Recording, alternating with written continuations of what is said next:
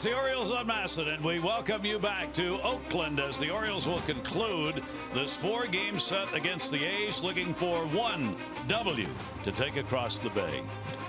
Well, for the Orioles, this has been a very tough first 3 games against this Oakland team. Oakland struggling for pitching with 6 starters on the DL. They have come up with pitching and will try and do it one more time and try and sweep the Orioles in a 4-game set for the first time since 2005. The Orioles offense has been cold.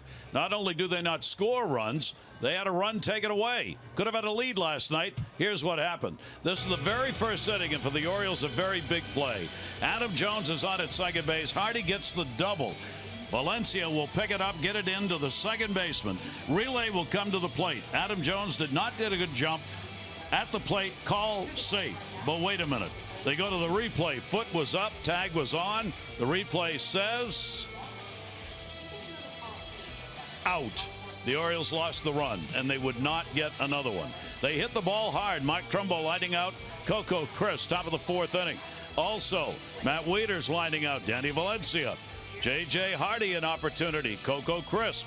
And then Matt Wieters at the top of the 7th inning. Danny Valencia again. The Orioles tagged the ball during the game, but just hit it right at somebody. So here's what's gone on in this series. They're hitting only 179, 1 run a game in the 3, only 2 home runs. Pitching has been outstanding. Starter ERA at 2.5, the bullpen 1.5. Take a look at the bottom. The Orioles have lost the last 12 road games against the American League West. They would like Jim Palmer to wipe all of that out today. Well, and they can do that. You know, Chris Tillman, I mean, he's still looking for that elusive 15th win. He's had a marvelous year. He's 14-4. He's lost his last 2 starts.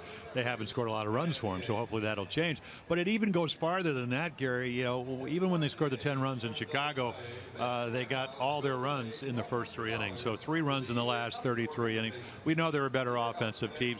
Yeah, they need a couple of breaks. Yeah, you know, Adam Jones, their best base runner as far as maybe not stealing bases, didn't get a good read on the ball and gets thrown out at home plate. But at the end of the day, they got to change something. And, you know, it's not just about the pitching, because we showed you how good that's been.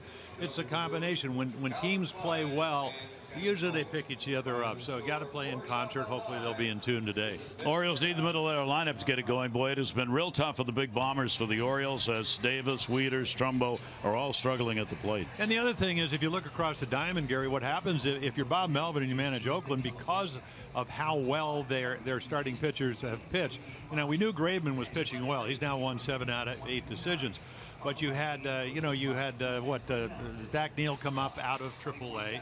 Then you had, again, last time we looked at Detweiler, came out of AAA. They were starting. Today's a little different. Andrew Triggs has only had 1 start all year long. So it's going to be a bullpen game for him. But because their starters went so deep, Bob Melvin has his bullpen available, as does the Orioles. And if you want to take a look at the starter for Oakland, all you got to do is pick up the Orioles press guide, because that's where he was at the beginning of the year on the 40-man roster. Can the Orioles win? We're going to find out in a minute.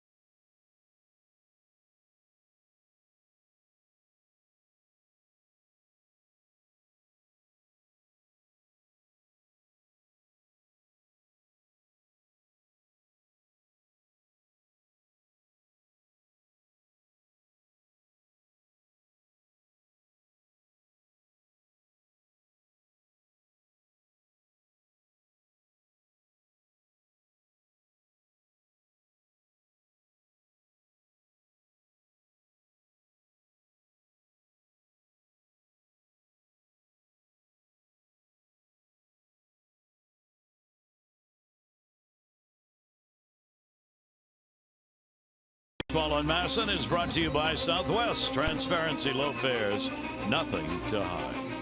It's another gorgeous day here in the Bay Area. Here in Oakland, our BGE game time temperature is going to be 66 degrees, sunny, blue skies. BGE Home, Baltimore's home team for heating, cooling, plumbing, and electrical. Why would you call anyone else? Starting lineup for the Orioles brought to you by Southwest. Transparency, low fares, nothing to hide. Jones, Kim, and Machado, Davis, Trumbo, and Alvarez, Weeder, Scope, and Flaherty gets a start. Jonathan Scope, really good day game numbers. And they'll face a guy that was in spring training, Andrew Triggs, 27-year-old right-hander out of Nashville. It's pretty much, it's kind of a sinker, slider, curveball pitcher, not a hard thrower, about 90 with those two pitches. And he throws the breaking ball about 45% of the time.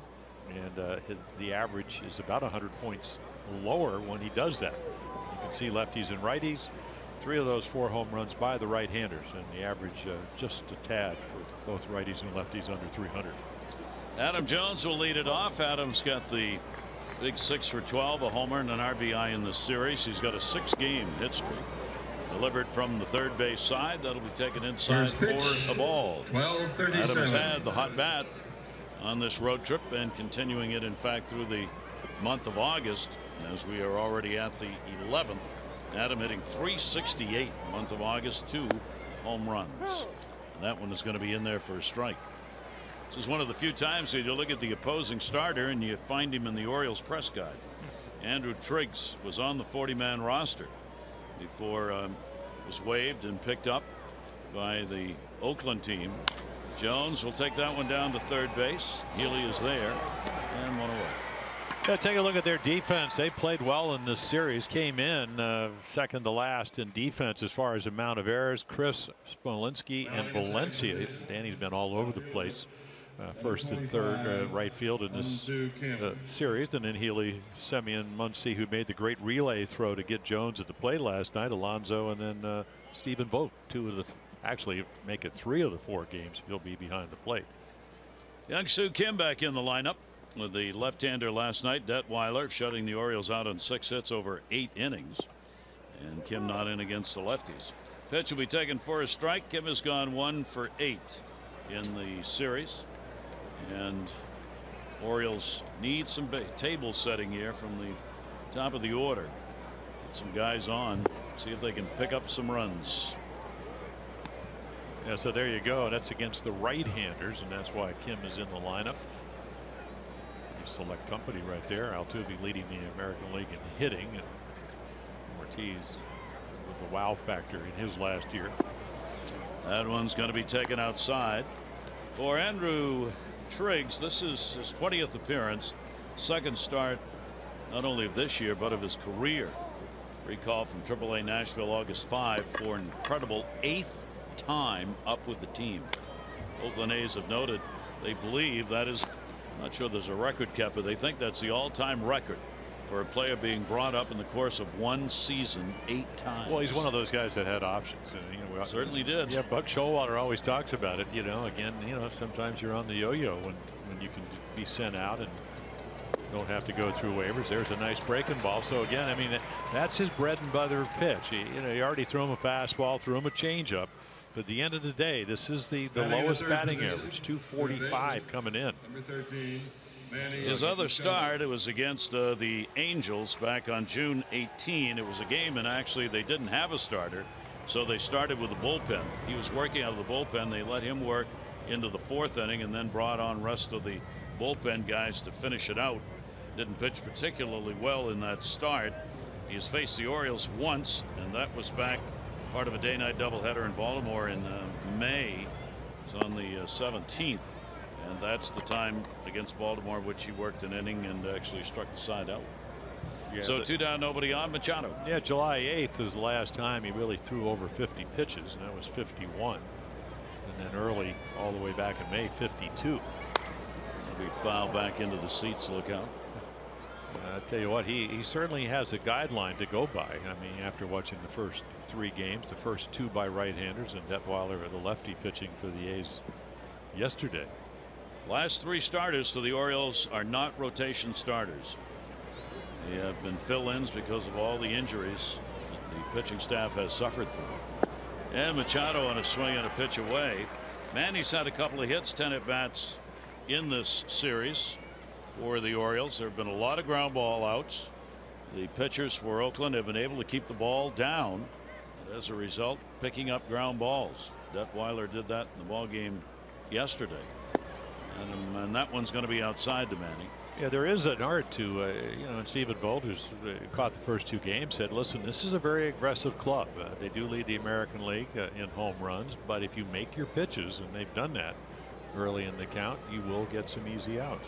They've done that too. Delivery, and it'll be fouled away. But their bullpen's in good shape. Starting Triggs, a bullpen relief pitcher. If he doesn't go deep, they do have a rested Penn because Detlow was able to go 8 in the ball game last night, and Zach Neal 5 1/3 in the second game of this series. Manny waiting on the 2-ball 2-strike count. The outfield deep on him, down to third. That'll be knocked down. Healy up, and a pick at first base. Their defense, especially in the infield, really has been spectacular in this series. These are the kind of plays that have prevented the Orioles from getting a break and getting an inning started.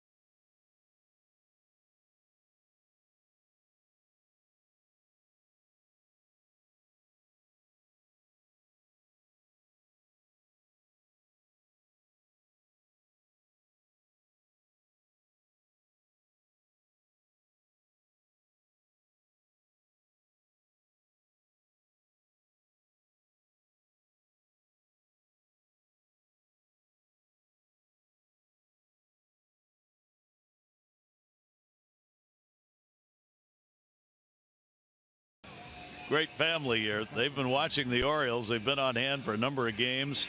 Our gal there next to Dad, who's got that great bow in her hat. She just wiped all the salt off the pretzel and then ate the salt. Okay, here's the lineup for the A's. Chris, Semien, and Vogt. Valencia, Alonso, and Butler. Smolinski, Healy, and Muncy. Danny Valencia against Tillman. Yeah, so Chris, he did pitch against the A's earlier in the year, a 111-3, gave up 3 runs early on. A lot of fastballs, slider, curveball, and changeup. So again, this will be the 4th attempt at win number 15. First ball will go to left field. It'll go right to Kim, and pitching it out with Chris. Yeah, so look at the numbers, and you know, again, they're glowing ones. Low averages, righty, lefties, the home runs. You know, early on didn't throw many. Had 2 games where he threw 3 in each.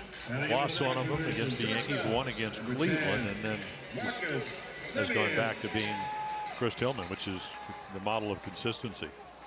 Orioles in second place, game behind Toronto. Toronto's got the day off today. Pitch will be taken by Semien. Semien, their shortstop, 0 for 5 off Tillman. The Red Sox are 2.5 games behind. Boston will play at home against the Yankees tonight. Pitch is taken down low. The A's are 16.5 out. They're taking a look at a number of young players. Bob Melvin shuffling the lineup and position players around. Their job is to be a spoiler the rest of the way, and they're playing a lot of the leading clubs here for the next couple of weeks.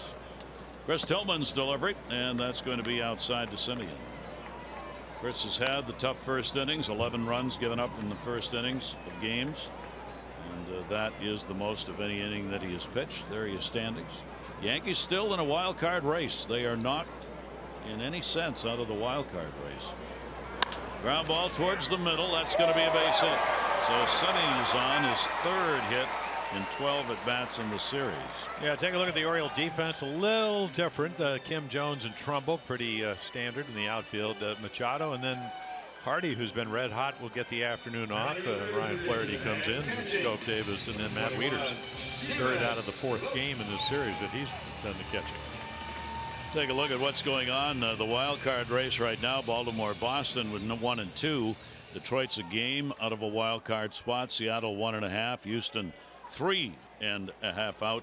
And then the Yankees are just behind them. So it's I mean, it's going to be interesting. That's why the wild card was put in, to keep interest in teams that otherwise would be out of it. The pitch will be in there for a strike. Vogt's got a 3-game hit streak coming in. He's had a 2 for 5 in the games. He has the last couple of games he's been in, 3 for 5 in the series. And Vogt 0 for 9 lifetime against Tillman. Semien on first base, being held by Davis. Bunting, that would have been for a base hit because he had Machado back and swung around. Well, again, when you're pitching well, and that's what they've been able to do, you don't have to muster a lot of offense. I mean, they've only scored 6 runs in their last 3 games, and they won all 3 of them. So again, good pitching allows you to try to manufacture, conjure up some runs in a lot of different ways. Machado moves in a couple of steps closer at third base. Vogt will go after one with a big cut on that one. Yeah, the big game on Monday night, he tied it up with a home run and then won it with an RBI single. And of course, he's also receiving. And you win. In fact, all 3 of the games have been 1-run victories for the A's. 1 ball, 2 strike count on Vogt. Runner stays at first. Ball put up in the air to left field again. Kim with that high sky, lots of sun. Will put it away. Vogt retired, 2 down. Yeah, so look at this right here. This is against the AL West all time. And you know, you got Pedro in the Hall of Fame. Doc Ellis, long time retired.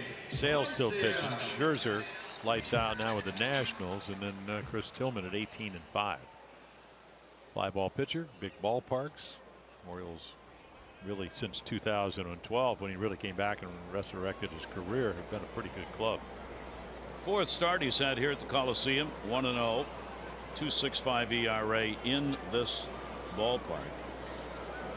Runner on at first now with 2 down. Here's Danny Valencia, and that will go to short. Flaherty's there. He'll look over to first, and that will do it. No runs on 1 hit, no errors, and 1 left on base. 1 complete here. 4th game of the 4-game set.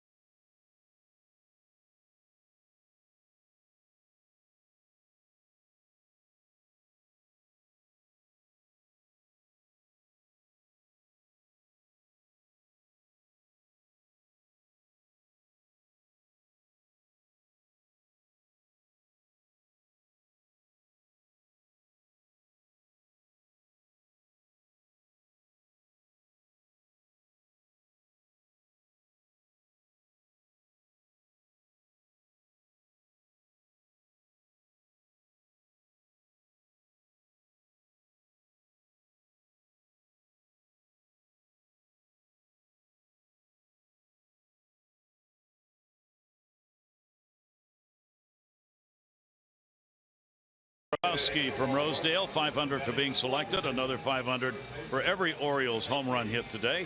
Play Home Run Rich's scratch-offs, went up to 50,000.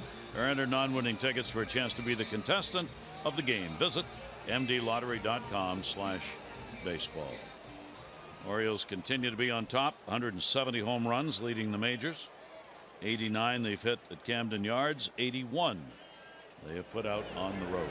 There's somebody who'd like to do that here today, Chris Davis. Well, you'd like to get one of those hanging breaking balls. Last home run was Sunday against James Shield, who hung one. Only home run he's had this month. Yeah, you would think this would be a pretty good matchup because, again, to be able to really exploit the uppercut swing of Chris Davis, you got to be able to pitch it inside. But again, 89 away. Chris will take the pitch down low. Chris hitting a .161 here in August with the 1 home run. The Oriole boppers, as we said, have struggled here this month. Trumbo hitting .133 in August. He has had 1 home run. And it's kind of been that way for the middle of the lineup. Steve Pearce update. Still out with that arm throwing problem. And not much of an update today really from Buck Showalter, other than a decision will be made after the game. Maybe it's been made already regarding Pearce, whether or not he's got to go on the DL or not before the Giants series starts tomorrow night. That one into the shift will go to the third baseman. He's there. He'll make the throw over and get the out, and Davis is retired. Take a look at our PNC Inside the Numbers. Yeah, so again, day games for the Orioles through June 12th. A struggle since, and you hope this is a trend for today. Again, of course, those 3 losses are on the road. The Orioles, what, 24-33 now away from home, 39-17. Friendly confines, not of Wrigley Field, but of Camden Yards. Love to play at home. Orioles won 34 games on the road last year. They went 34-50. And they're kind of in the same setting right now with that 24-33 mark. Not much of a change in their road numbers from last year. They have lost their last 3, of course. The A's have beaten them in those ball games. And the Orioles on this road trip now 2-4. They've scored 3.7 a game. Team ERA is 3.06. I mean, some pretty solid numbers, but just not enough in the offensive department to take advantage of some good pitching. Fastball is going to catch the inside corner, a strike to Trumbo. 0 for 11 in the series. Yeah, you just get into one of those ruts offensively. It's a big swing ball club. They don't manufacture runs, don't steal bases. But when you score 3 runs or less 11 out of your last 16 games, you're not going to win a lot of those games, even when you are pitching well. The West has been the bugaboo for the Orioles this year. 10-19 against the West. Pitch on the way by Triggs, and that's going to be there for a strike. And the Orioles have not won a road game against a Western Division team in their last 12. 0-12 on the road against the West coming into this game. Just a lot of numbers to get over. Last night it looked like they might, the way they were hitting the ball. I mean, some really good contact, but it just didn't fall in. And those are the kind of pitches Orioles have chased a bit here on this road trip. Well, again, 45%, and that number may go up of Triggs's pitches out of the bullpen have been breaking balls, and why not? The batting average is 245. When he throws his fastball, it's up over 340. So a breaking ball pitcher, and again, if you make your pitches, you would think, at least short term, because he hasn't done a lot of pitching over 3 innings, that might be effective against this lineup. Pedro Alvarez, the DH, he has had a hot bat. 348 in August and 5 home runs this month. 0 for 7 though in this series, and the pitch will be taken outside for a ball. Numbers picked up by Alvarez have moved the Orioles DH numbers up to among the leaders. Ortiz, of course, has been on top of DHs all season long with his numbers. That's in there for a strike. Alvarez turning back to Gabe Morales, home plate umpire. 1 ball, 1 strike count. Shift on against him. Second baseman out in shallow right field. And go the other way, foul. And so again another select group. Aubrey Huff, who actually in 2008 led the American League in extra base hits. Luke Scott, who had some good years. Eddie Murray in the Hall of Fame. Harold Baines, one of the great DHs of all time. Ripped off the mask of Vogt. Steve Pearce on the right. Buck Showalter never says whether or not a player who's struggling with an injury is really available or not when not on the DL. So of course he hasn't said anything about Pearce. Steve has not appeared at the plate or in the field. That, arm hurt on a throw made. It's one that's been bothering him since before being reacquired by the Orioles.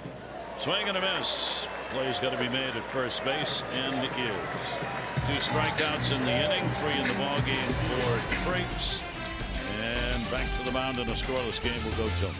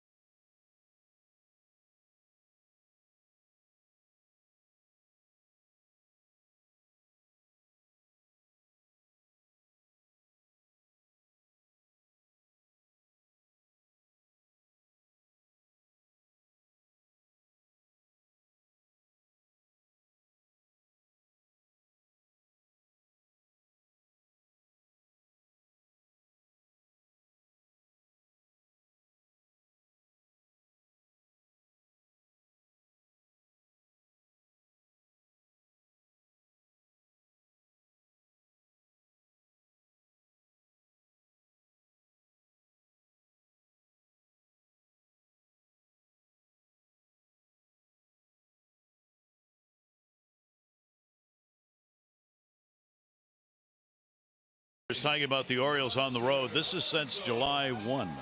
Yeah, and it's a struggle. And again, all you got to do is look at the runs per game, 3.3, and then match them up with the starters ERA and the bullpen. Bullpen is the best in the American League, but if you average it out, it's probably about 4 runs a game. You are giving up more than you are scoring, and that's how you lose. Chris Tillman back out. Doesn't that seem so simple? Yes. I thought it was going to work yesterday. You know, Cal Ripken Sr. told me in A-ball. He goes, hey, we got to score 1 more than the opposition. I gave it to Bobby Dickerson yesterday, third base coach. I said it's simple.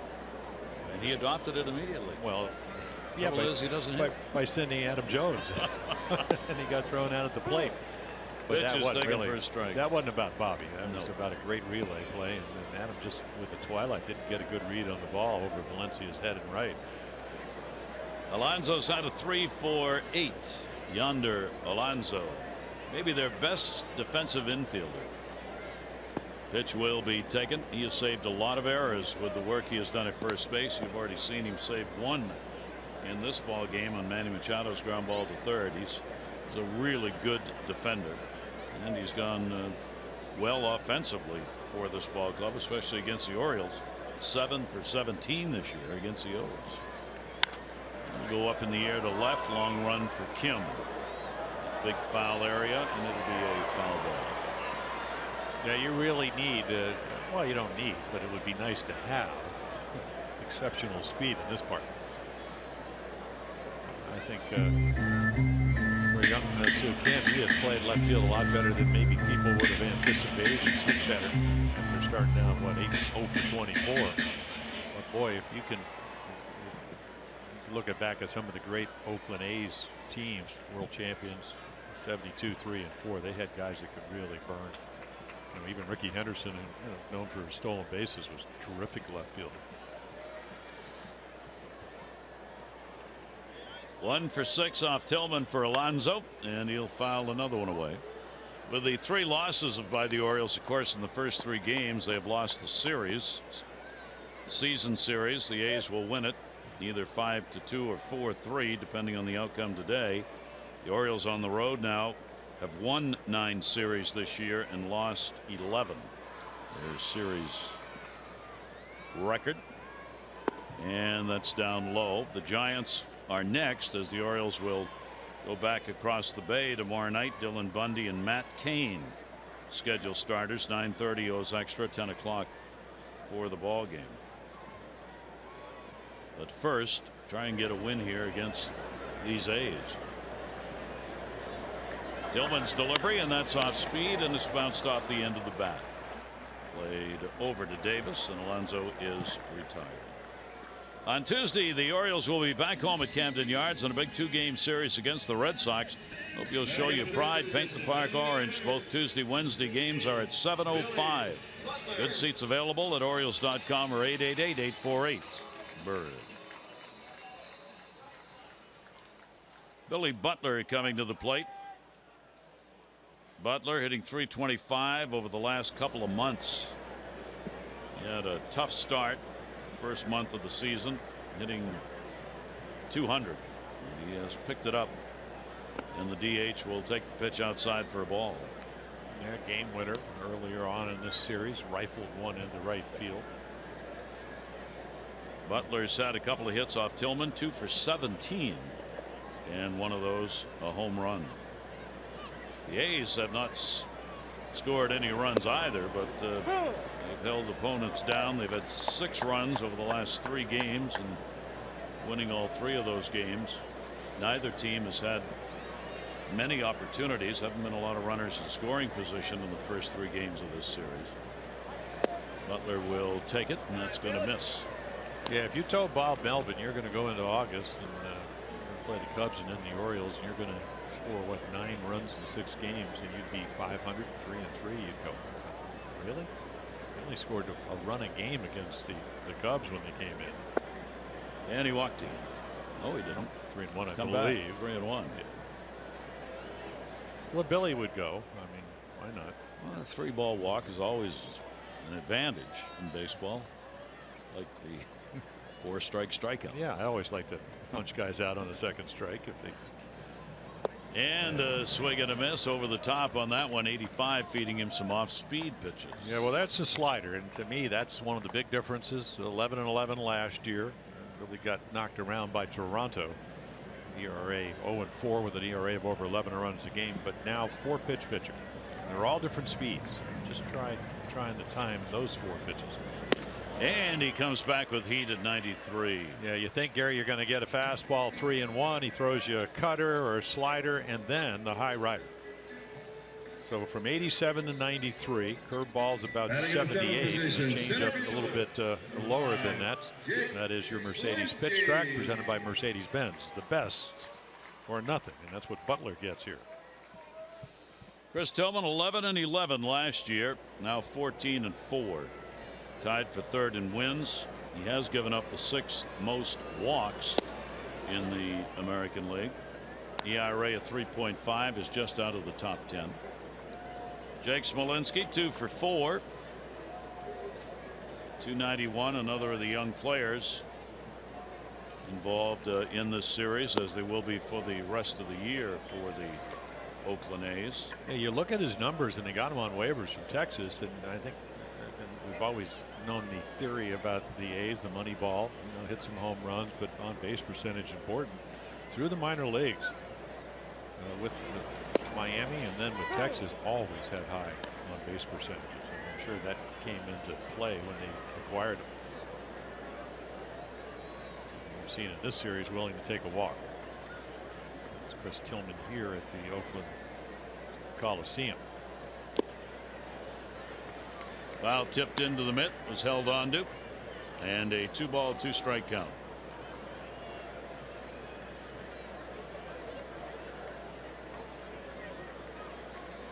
Two down, nobody on. Smolinski, their center fielder. Coco Crisp playing in left the last couple of ball games.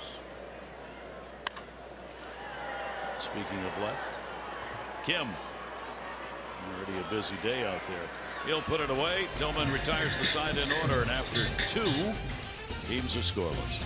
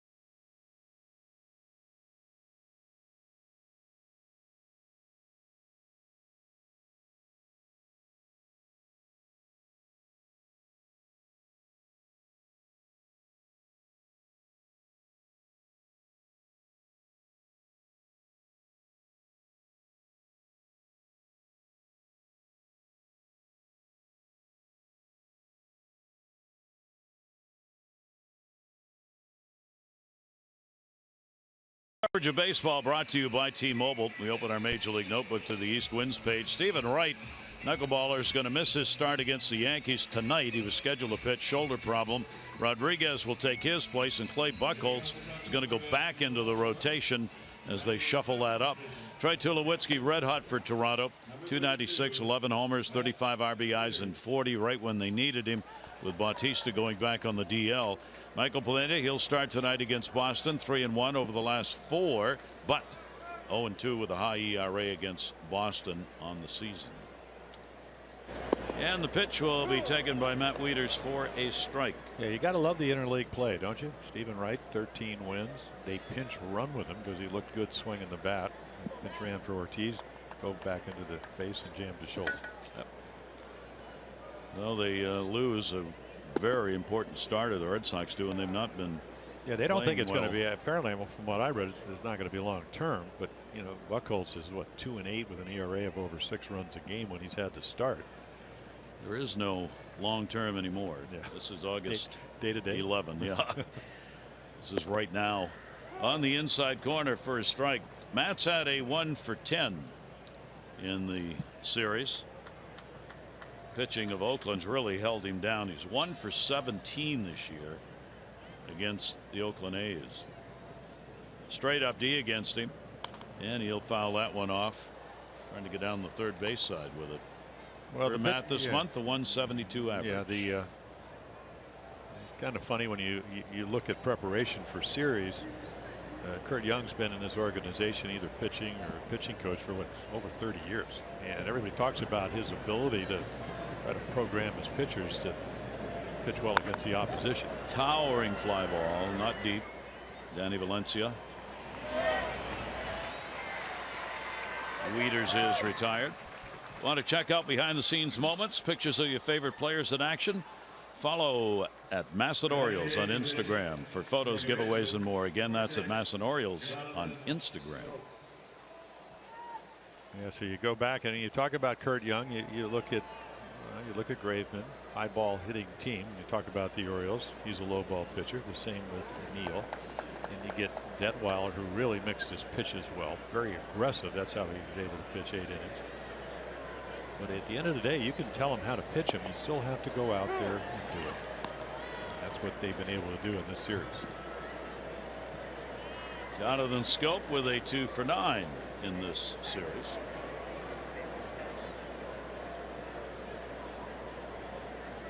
Triggs delivery to him, and again there's that pitch down in a way that he kind of winds in from the third base side. It's a breaking ball. And again, this is pretty much a ball to a ball.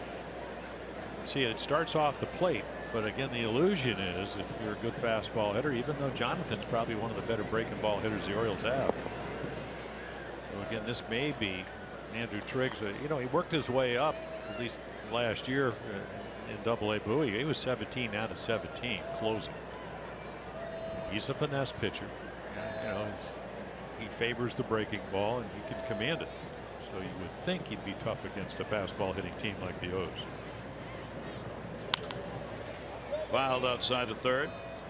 In Nashville, he was 2-1, 2 saves, 2.95 ERA, 16 games, all of them in relief this year. Lifetime, he's 13-10, 52 saves and a 2.09 ERA. Now those are minor league numbers over 5+ seasons. Traded to Baltimore prior to the 15 season and claimed off waivers March of this year by the A's. Yeah, 19th round guy, and you know the radar gun would probably tell you he's not going to be up on the draft list. But pitchability might be a little bit different because it looks like he's got a pretty good idea.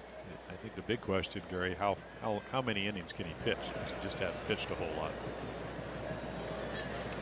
Delivery on the way, and that'll be a base hit into right field.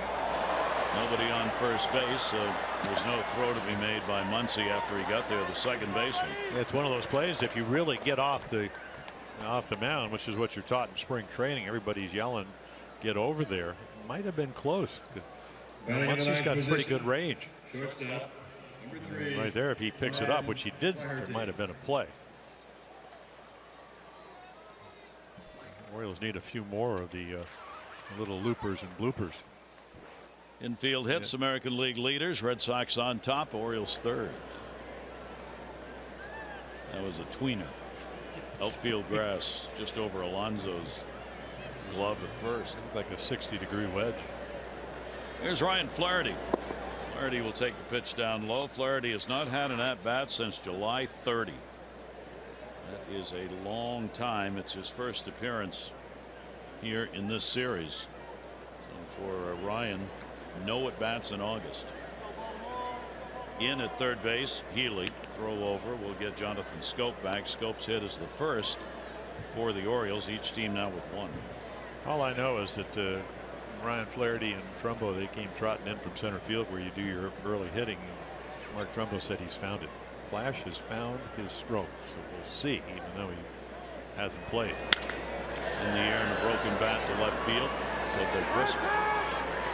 Runner tags. Schoop stays. Crisp puts it in. 2 down. Flaherty shattered the wood on that one.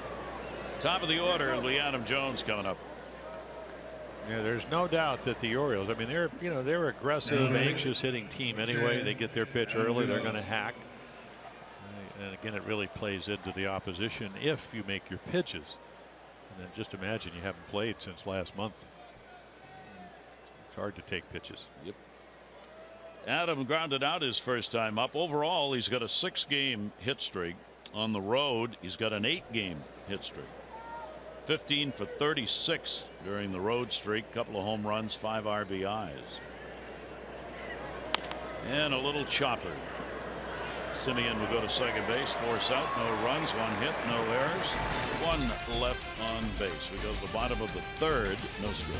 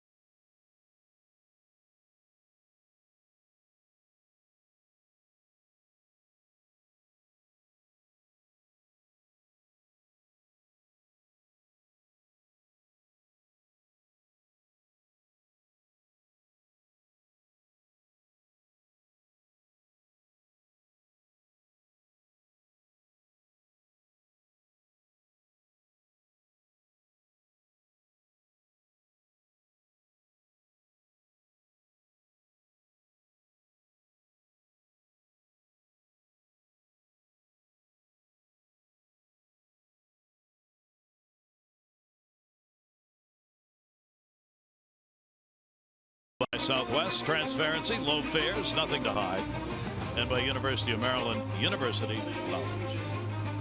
Orioles may not be hitting on the road, but I'll tell you, the weather they've had on this road trip. Chicago, magnificent. Here in the Bay Area, absolutely beautiful, like it is on the Eastern Shore. But very comfortable here again today, 66 degrees and very little breeze blowing. Ball obviously tends to travel in this ballpark much better during day games than at night when the coastal fog moves in. Pitch taken down low. Yeah, I prefer your sea smoke. Sea smoke. Yes. None of that today. It's pretty much burnt off.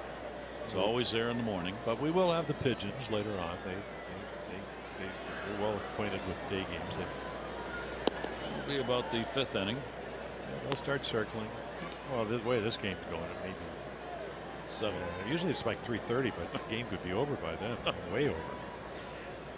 They'll be around the field, on the field, hovering. Particularly enjoy flying over Jim's head, which we've continually told him is good luck.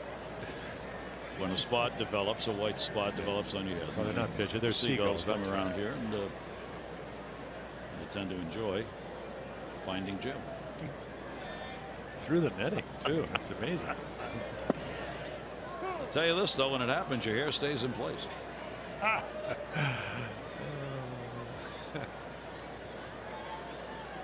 Ryan Healy at the plate. Healy's had a 1 for 8 in this series. Orioles actually playing the line at third. Manny Machado way over. That's because they have the shift on. That one fouled away, and a 2-ball 2-strike count for Chris Tillman. You know, far over he is towards the line at third. Now Scope goes back on the other side of second base with the 2-2 count.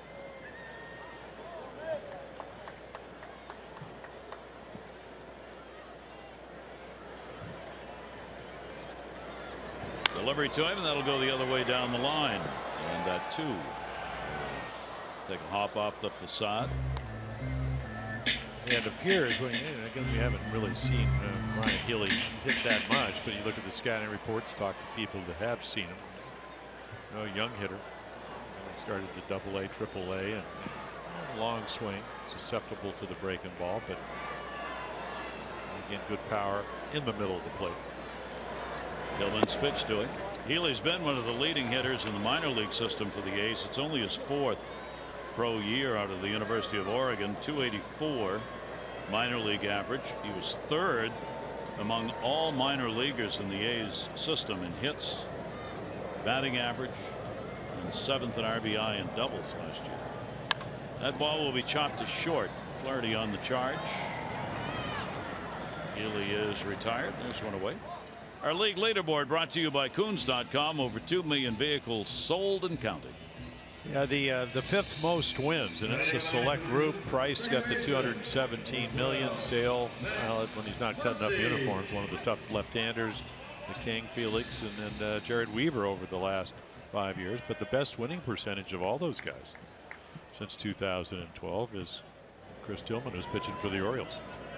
Great record going lifetime at 70 and 46.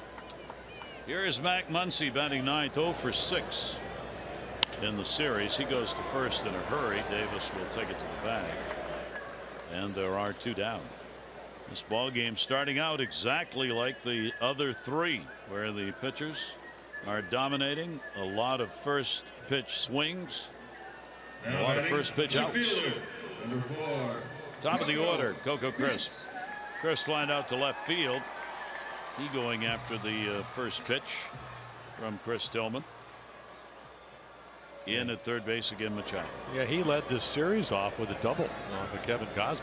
Took a 3-2 pitch down in the left field corner. Last hit. Made the big catch on Monday night off the bat of Trumbo in a 1-run Oriole loss. Chris now 1 for 16 on the homestand. He's lowered the average at home even more. It's 191 here at home, 282 on the road. And that pitch is taken for a strike. And that's really hard to define. With somebody who can hit some line drives in a big ballpark like this, you'd figure they'd have a few extra base hits and a pretty good average. But not so. Not this year. Not much better hitter from this side of the plate. This is where his power is. That'll come right back to Tillman. And he'll get it over there in time. 3 ground ball outs. Retires the side in orders. That's going to be 8 in a row set down by Tillman.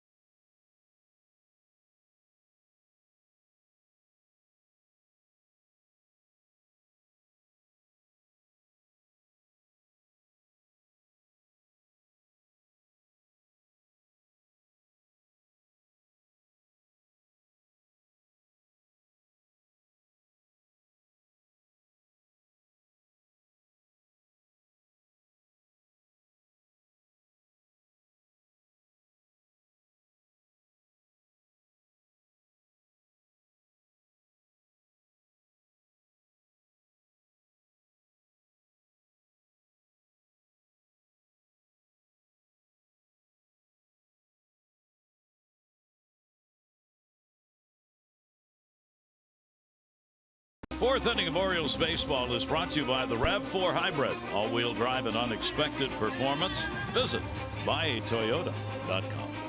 Little breeze picking up here at the ballpark. The Coliseum in Oakland. The Orioles have struggled mightily over the years, trying to pick up wins in this ballpark. Well, how about losing 8 of the last 10 series? Of course, you go back before last year, then the A's were a pretty good club. Won a couple of divisions, in the mid-90s in games won. Since 2008, only 2 series wins in 10 chances, including, of course, this one. Kim will lead it off for the Orioles. Strikeout victim. Kim, Machado, and Davis due up in the 4th inning. So we go through 3, 0-1-0 for each team. Semien a single in the 1st for the A's. Scope a single in the 3rd for the Orioles. And how about Triggs? That's his 43rd pitch. So for a guy that really hasn't pitched over 3 innings, awfully pitch efficient, and a lot of that has to do with the Orioles. Again, it looks like, I don't know, maybe Adam Jones, the last out of last inning, did a good breaking ball. Pitchers pitch early in the count, and when you're not scoring runs, you get a little anxious. You swing at their pitches instead of yours. Keep him in the ball game, and the longer he goes here, anything beyond 4 innings certainly be a real plus for the A's. Pitch will be taken outside, spinning off his hand on that. Well, you talk to most hitting instructors, and what they preach, whether it's Scott Coolbaugh or Darren Bush of the A's, is that until you get the 2 strikes, hit on your terms. You have an idea of what you want to get. And foul. Now, it doesn't mean you're going to hit them, but it means you most likely will have better quality at bats. And of course, if you're out 60 feet 6 inches away, you want to entice them to swing at your pitch as early as you can, and that's number 1. Probably pitch count will go down, and number 2, you'll probably get more outs. Kim on a rolling dervish right there. Well, he's got a curveball and a slider. Yeah, and he's got 1 slider about 83, 84, and then he's got the hook. So you get the 2 strikes. I mean, can you throw it underneath the strike zone? Something you work on in the bullpen. Okay, just like hitters and situationals. Man on third, less than 2 outs, hit a fly ball. Can you throw your breaking ball underneath the zone? And that's exactly what he does. Manny Machado grounded out his first time up. It's delivered to him as a check swing that is in there for a strike.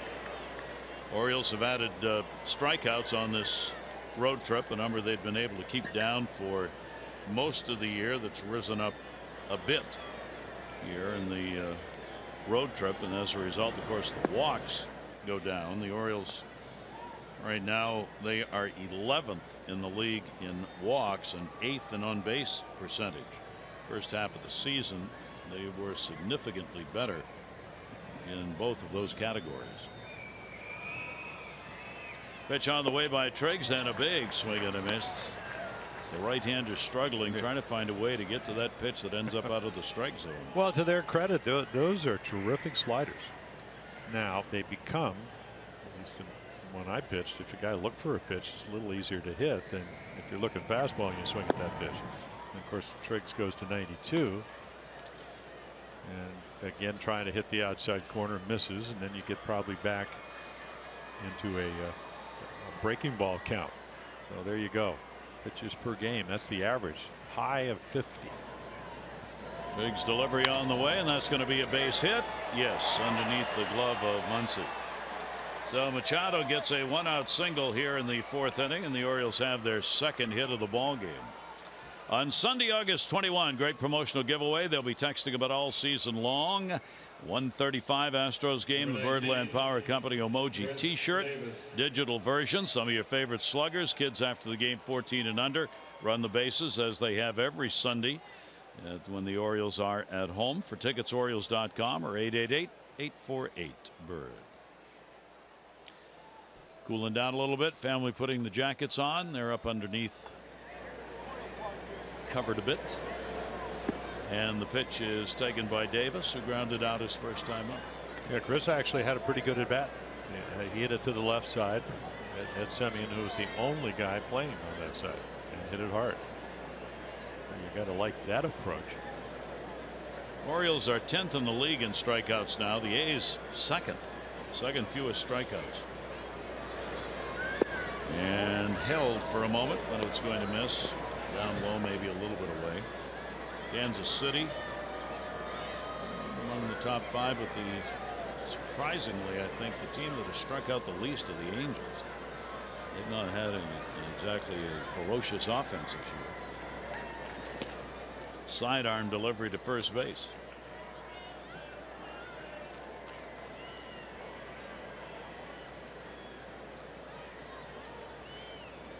Chris Davis with a 2 for 13 in the series. Double play depth on the shift and foul back. Yeah, there's your the pitch to drive, and that's again, if you go back and look at the series, when they do get them and they don't get a whole lot of them, they're just fouling them off, or as you mentioned last night, Gary, they just hit balls at people. Minor league career for Triggs, not many home runs. 254 innings pitched, 7 home runs and 254 career innings. Into the shift, that's going to be a base hit. Making the turn, Manny Machado. He'll go to third, and the Orioles get a shot at it here in the 4th inning. They cover the corners with just 1 out. Yeah, second straight fastball that Chris Davis gets and puts a good swing on it. So watch him go out and cover the outside corner. Look where the glove is. Stephen Vogt doesn't quite get it there, so it becomes hittable. I mean, he still rolls over, but again, very fast infield here in Oakland. And then just the aggressive base running. It's such a big ballpark, easy to go from first to third here when you get a good jump, and Manny Machado does that. So the first Orioles chance in the ball game to get a run in, and Mark Trumbo, a strikeout victim, will have the opportunity. 297 in these situations. The Orioles in the series have gone 2 for 12 with runners in scoring position. Pitch will be taken inside for a ball. So an opportunity not to be lost here in the 4th inning for the O's. Yeah, the one thing about Mark, he's driven in a lot of runs, and that runner in scoring position number just a tick under 300. So look for your pitch here. Delivery to him, and that's going to be lined to center field. That's going to fall in for a base hit. Manny Machado will score. Davis stops at second. Trumbo picks up the RBI, a team leading 78th of the year. Well, there's a large contingency of Oriole fans here in Oakland, and they get to their feet. Runs have been difficult. Nice swing inside out. It's the way, I mean, this is really the way Mark Trumbo started the season. Got 4 hits against the Twins opening day with his stroke. Yeah, he gets home runs, but he can also hit line drives, and he's able to do that. Mark now fifth in the American League in runs batted in with the 78. Encarnacion with 94 is the league leader. Still 2 on, still only 1 away. Pedro Alvarez. Alvarez a strikeout victim, his first time up. Orioles now with 4 hits, 3 of them consecutively singles here in the 4th. Triggs delivery, and it will be outside for a ball.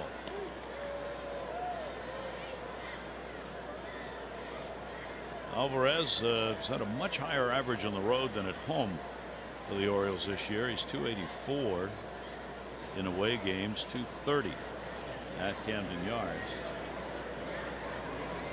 Looking for his first hit of the series. That ball in the air, that's going to fall into right center field. Walensky couldn't cut it off. It goes by in great jump. Davis scores. Trumbo's coming. Throw will come to the plate, not in time, and a 2 RBI double for Alvarez, and the Orioles get on the board as they put 3 across. I think one of the big questions was Andrew Triggs. What's he going to do the second time through the liner? And you're finding out right here. Low fastball hitters. I mean, Alvarez doesn't miss too many fastballs down in the zone, and he hits a screamer up the gap. Good base running by Trumbo. He's going to go all the way from first and then easily score.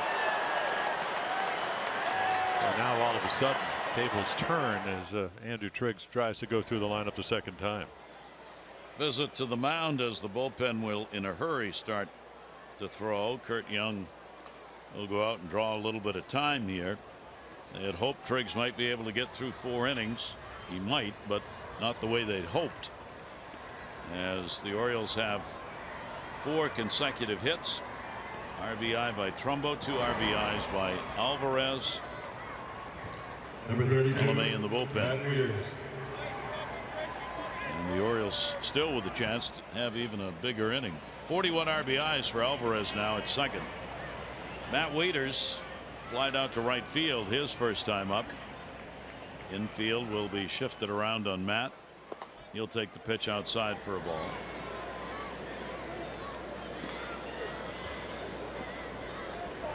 Orioles had gone the 18 innings without picking up a run prior to the crossing of Machado here in the 4th inning.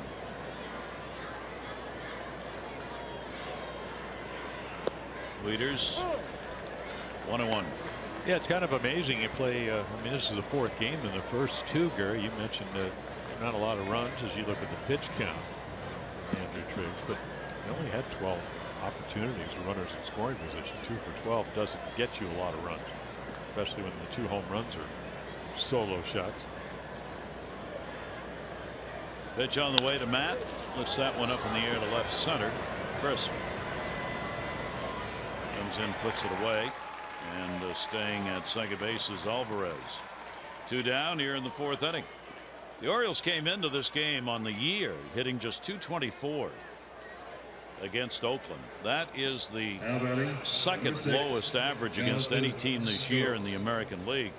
They're hitting .209 against the Yankees, and we're hitting .224 against Seattle and Oakland. The Orioles getting 3 runs on 5 hits in this one. And even though they trail and will lose the season series, they've now outscored this team 26-19 on the year. And a check swing went around on it. Jonathan Schoop base hit his first time up. Runner at second base. Schoop with the opportunity for the RBI. Jonathan has picked up 59, looking for that nice round 60 number, and runs batted in.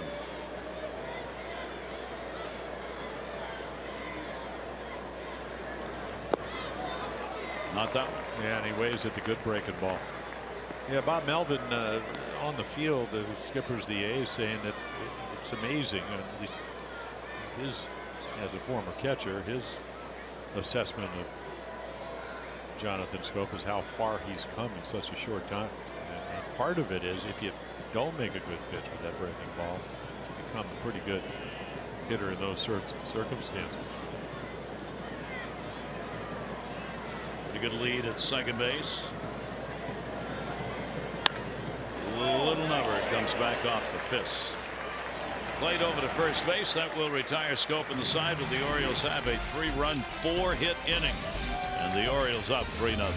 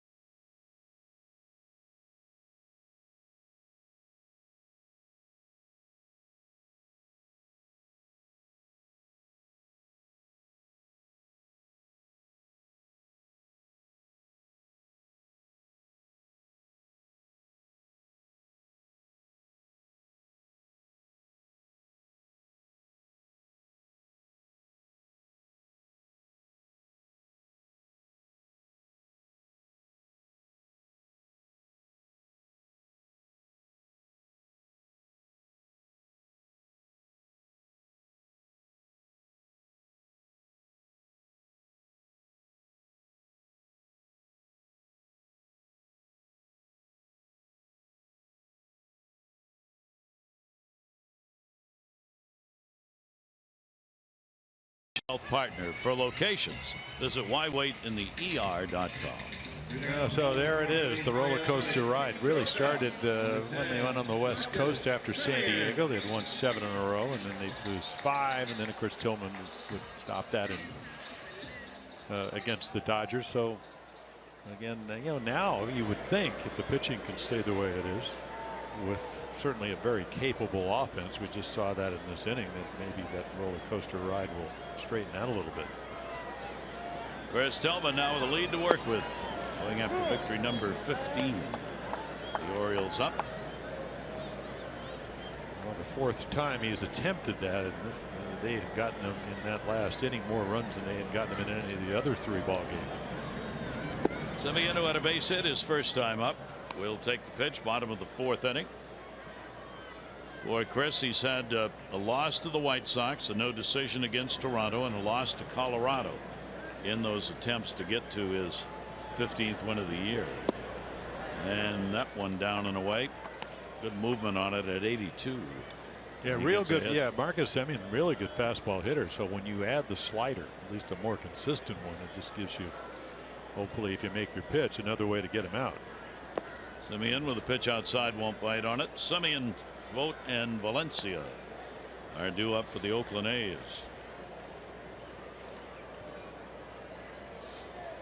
Semien 3 hits in this series. He's gone 3 for 12. And Tillman came back inside. Won't get the call on it though. 3 ball, 2 strike count. Leadoff batter. A's have not had the leadoff batter on in the first 3 innings of the ball game. Right-hander's delivery. Semien will foul it off.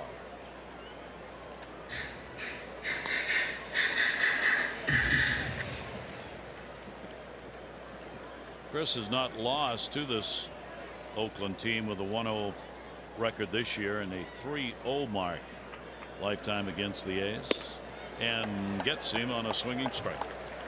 Yeah, he is 6'5", and he, that 93 just has that slight hesitation with his front side. That little pause right there, and he's the kind of a right-handed Clayton Kershaw, because Kershaw, and then the angle, not to mention the quality of the pitch, outside corner.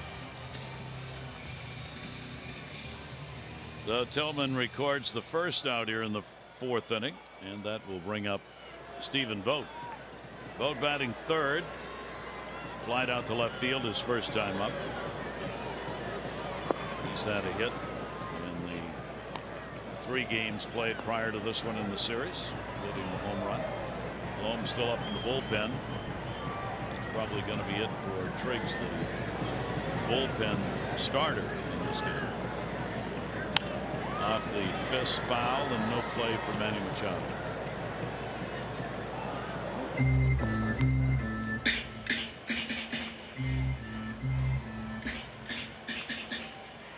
A's team offensively didn't have to score much of anything in order to win the first 3 games. And on the season, this A's ball club, they're 12th in average and 13th in runs. And Vogt crosses the plate on that strike. 1-2.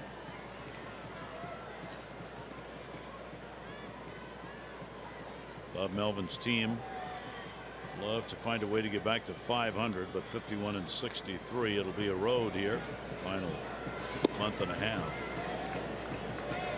Well, they certainly haven't thrown in the towel. I mean, even since the All-Star break, they won their first 4 series. They went 9-4. Then they go 1-8, and then you think maybe you want to play them. They go 3-0 against the team in first place as the Orioles. Up high, and he went after. That'll be strikeout number 3 for Tillman. Yeah, nice pitching. You know, I'm sure Chris said I don't really want to go this deep into the counts, but at the end of the day, he just throws another 93-mile-per-hour fastball with an interception. It's part of reading the bat, because he was late on the fastball. Why not throw another one? Danny Valencia, the veteran, former Oriole. Valencia with 2 down, nobody on. Grounded out his first time up. 5 for 14 with a home run off Tillman for Valencia.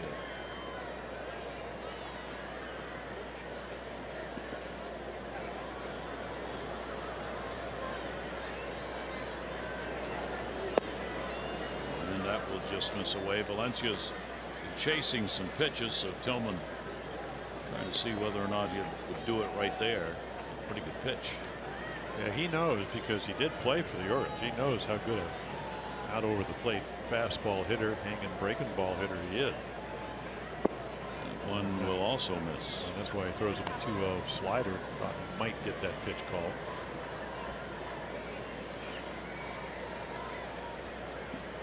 So Valencia gets ahead 3-0. Tillman has not walked anybody. He's given up only the 1 hit first inning. Semien will take it, and it is in there for a strike. You got to pitch to the scoreboard. We'll see how he does it.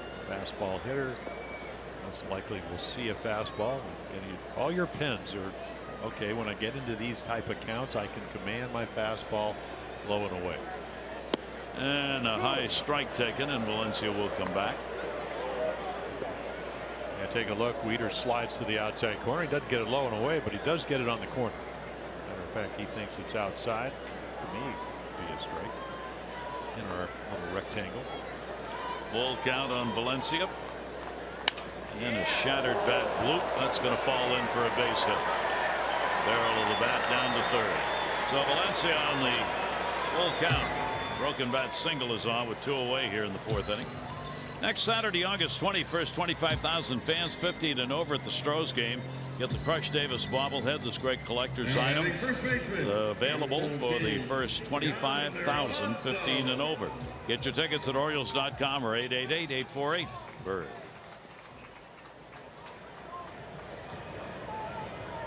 We'll bring Alonso to the plate. Grounded out his first time up. It'd be kind of interesting if they take the bunt away. He dropped a bunt down, and of course you're trying to get back in the game. Manny Machado moves back, so they do give him the bunt. They're just looking for base runners. Ground ball will go to second. Jonathan Schoop makes the play. No runs on 1 hit, no errors, and 1 left on base. After 4, the Orioles have taken the 3-0 lead.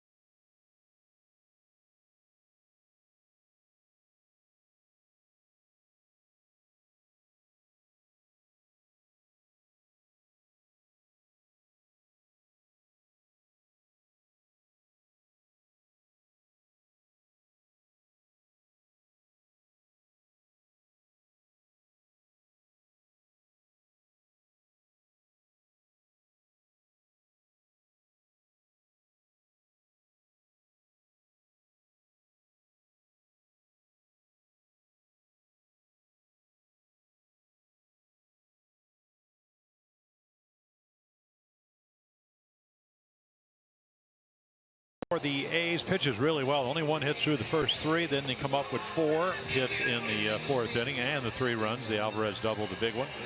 A lot of strikes, which is what he does. And now let's go to our Jiffy Lube pitching change, brought to you by Jiffy Lube, where participating stores now do brake services. Stop in and let Jiffy Lube inspect your brakes today. Daniel Colomb comes in, fastball. I mean, he's got all 4 pitches, not a hard thrower. You know, cut it, change ups, curveballs, sliders. Got him out of the Dodgers organization. And Triggs was up, what, 8 times? Colomb has been up and back down to Nashville 5 times. Used to be a lot easier. They were just up the road in Sacramento, which is now the Giants AAA affiliate. 26-year-old out of St. Louis. And the delivery will be taken by Ryan Flaherty. Flaherty getting the start at short. Hardy getting a break today. Flying out to left his first time up. Left-hander's delivery to him, and that's going to be fouled away. Colomb last year with Oakland played in 9 games. The Dodgers for 5. Spent most of the time at AAA.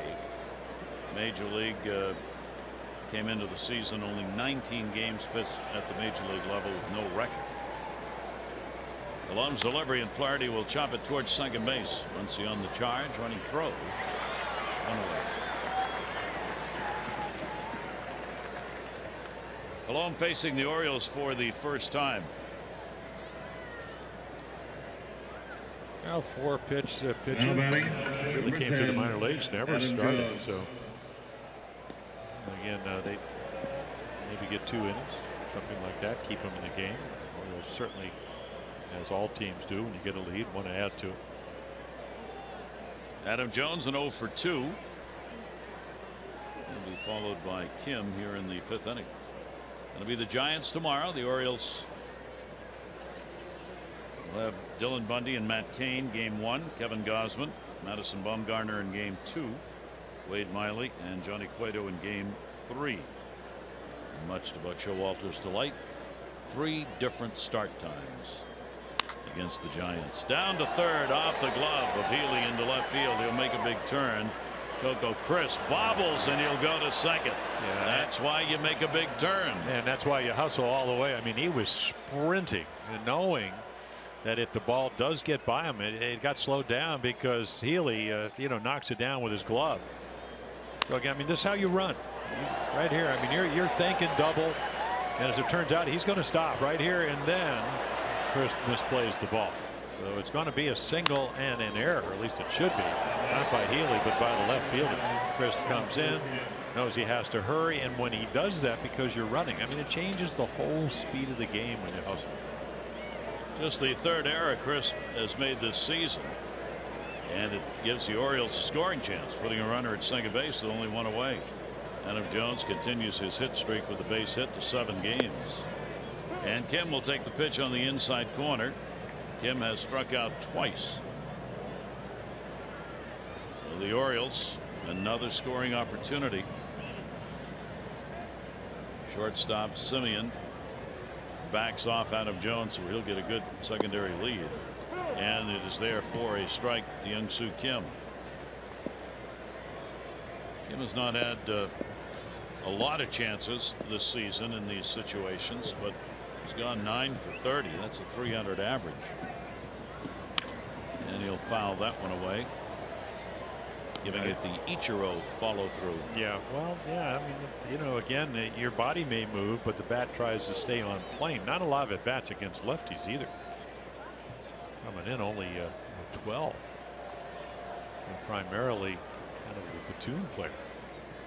Still looking for his first hit against the lefty. Pitch on the way is going to be in the dirt. And of course, Colomb says, I'm not going to participate, and throws him a big overhand hook. Kim this year, 28 strikeouts coming in, 2 more in this game. He's had 23 walks. He has not struck out 3 times in the ball game. And he puts that one in the air to left field. Crisp coming will make the catch.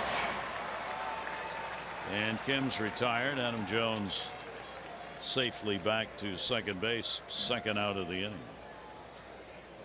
Take a look at our Maryland Live Casino inside the numbers. You know, it's funny. Manny hits 3 home runs on Sunday in Chicago. Arenado hits 2. Manny gets 7 RBIs.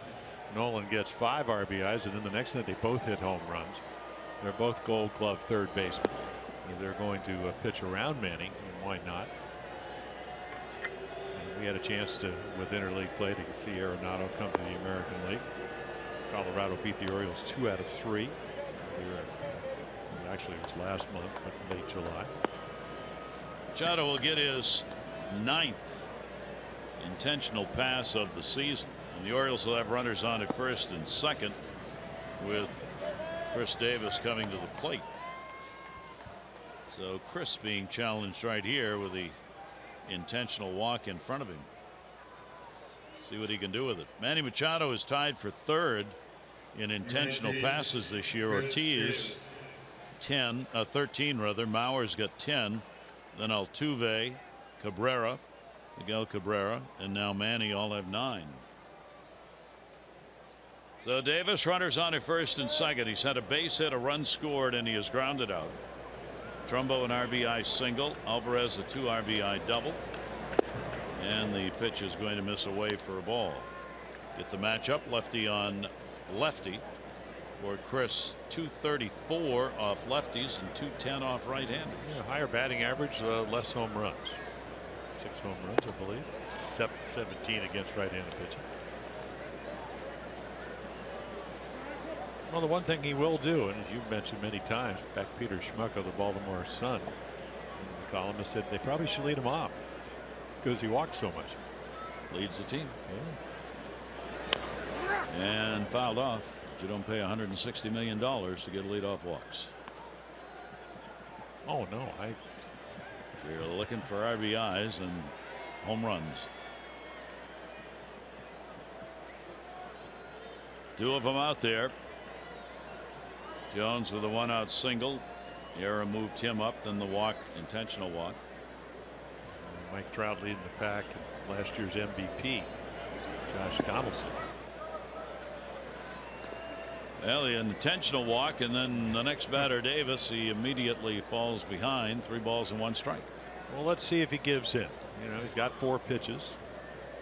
Nobody up in the bullpen with Mark Trumbo on deck. Loans pitches up, and he walks him unintentionally. It's not exactly what skipper Bob Melvin of the A's had in mind. So the Orioles load him up here in the 5th inning.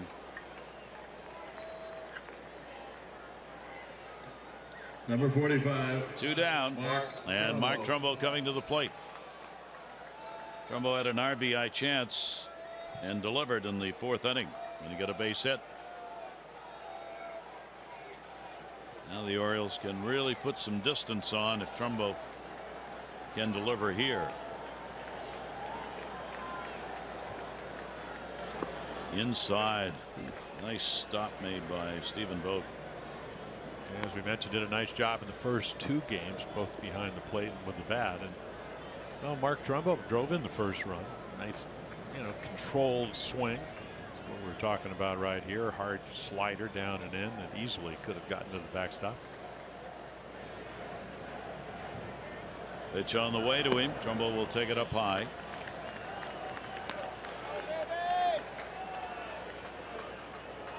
Yeah, Colomb, the least active of the bullpen. He's been up, as we mentioned, up and down 5 times, but he hadn't pitched since the 5th of August. And it is showing.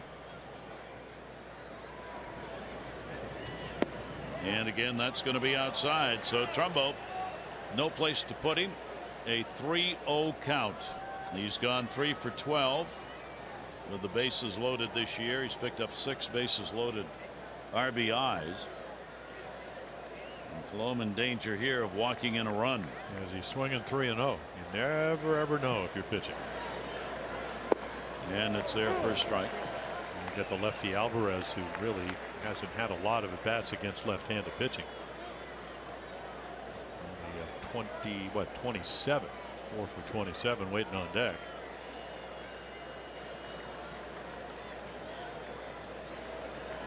Bases loaded, 3-1 pitch to him. That's in the air to left center field. That ball is way back at the wall. And goodbye, home run. Mark Trumbo delivers a grand slam homer on a 3-1 pitch. A Trumbo rumble. And the Orioles have a 7-0 lead. Yeah, soft single and then the big fly. That's exactly what Oakland didn't want. You get a left-hander who's not overpowering into a fastball count, has to throw a strike. Bases loaded, pitches around Davis, not on purpose, to load the bases up, and boom. All of a sudden it goes from 3-0 to 7-0. Trumbo takes over. The home run lead again is 32nd, ahead of Todd Frazier by 1. Ed Grabowski, our Maryland lottery contestant, that's worth $500. And the pitch is a strike. To take a luck, 3-1, you got to throw a strike, in the middle of the plate. This is what Mark Trumbo does when he gets pitches to hit. High fives all over the place. That one into the shift will take a hop. Simeon, the shortstop, didn't sit over there in time for the out. But a big inning for the Orioles as they pick up the 4 runs, an intentional pass that backfired part of it. Mark Trumbo making him pay with the grand slam, league leading 30 seconds.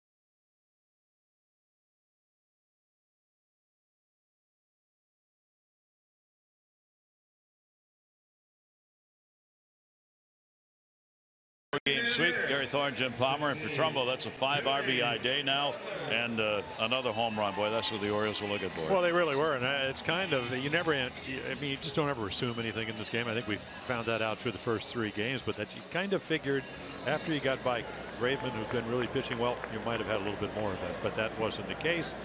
I'll tell you what does Adam Jones say? You got to turn the page. Well, they've turned the page pretty nicely, and they present Mr. Tillman, who's looking for number 15, with a 7-0 lead.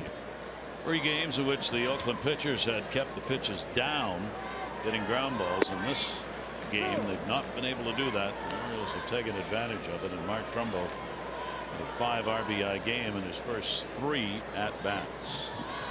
So Tillman with a big lead, 7-0. And the pitch will be outside. Butler, the DH, a strikeout victim. Chris Tillman has given up no runs on 2 hits. The Orioles 7 runs on 7 hits. Ander's delivery will be off the fists and back into the seats. Chris Smith, who we have not seen in this series, looks like he'll be coming on for Cologne. Well, this may be the ball game where the luck of the bullpen minor league pitchers runs out for Oakland. And Butler chasing that one off the end of the bat foul. Starters had been the reason Oakland's been able to win these ball games against the Orioles and even beyond that. The starters 3-2, a 1.72 ERA coming into this ball game over the last 5 games. Not this one though. Tillman's delivery. Butler held a little bit and fouls it off again. Yeah, Billy Butler just trying to battle. Well, 3-year deal in the second year of that deal. Would like to play every day, but not getting the opportunity. But as you mentioned, when he has over the last 44, 45 games, hitting well over 300.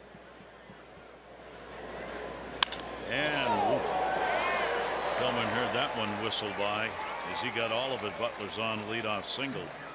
Well, he's always been able to, the ability to pretty much barrel up the ball, and then again he doesn't overswing a whole lot. As we mentioned, second night in, got the game winner. He just whistles that one back up the middle. Take a look right here. I mean, the target's in, the ball goes down and away, and then boy, you start ducking. Just can't get the glove up enough.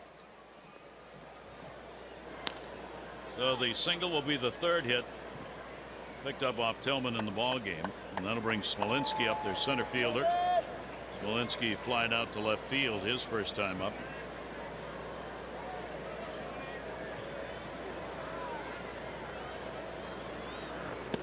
Pitch on the way, and that'll be a strike on the outside corner. Yeah, all you have to do is see Jacob Smolinski hit a couple of times, and you know he loves the ball much more out over the plate than in.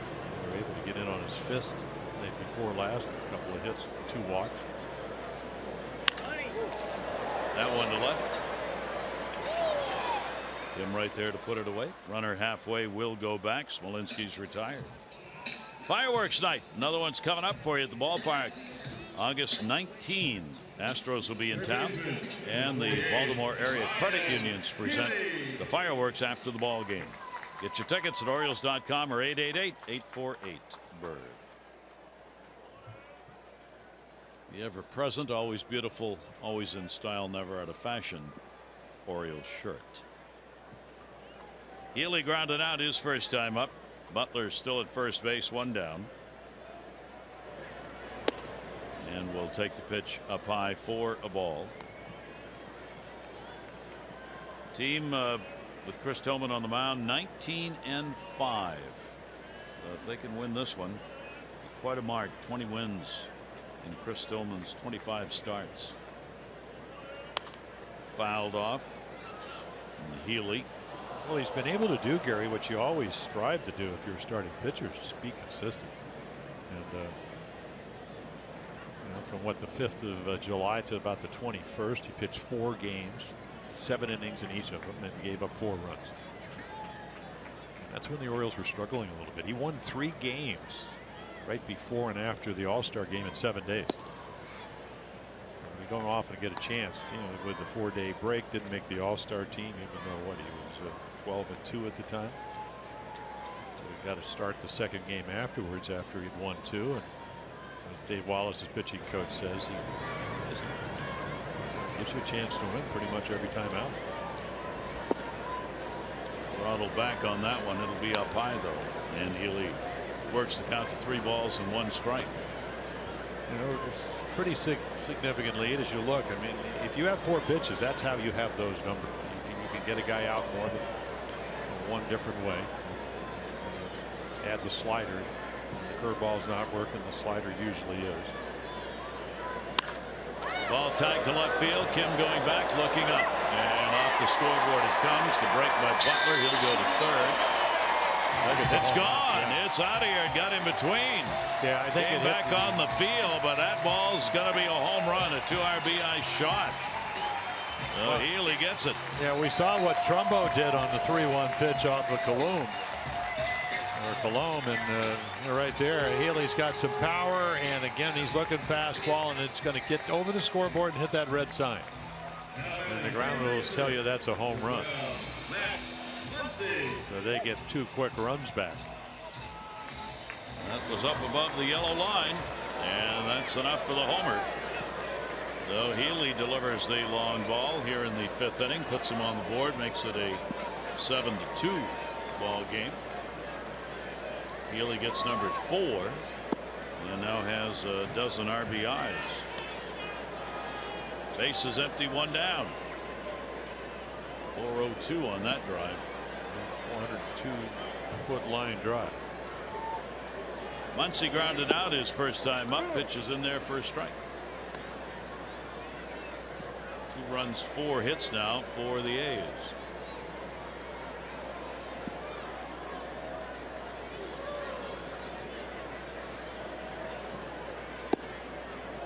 And Tillman's pitch will be outside. You saw the efficiency with which Chris has worked in this ball game coming into this inning, staying at that 10 pitch count last couple of innings.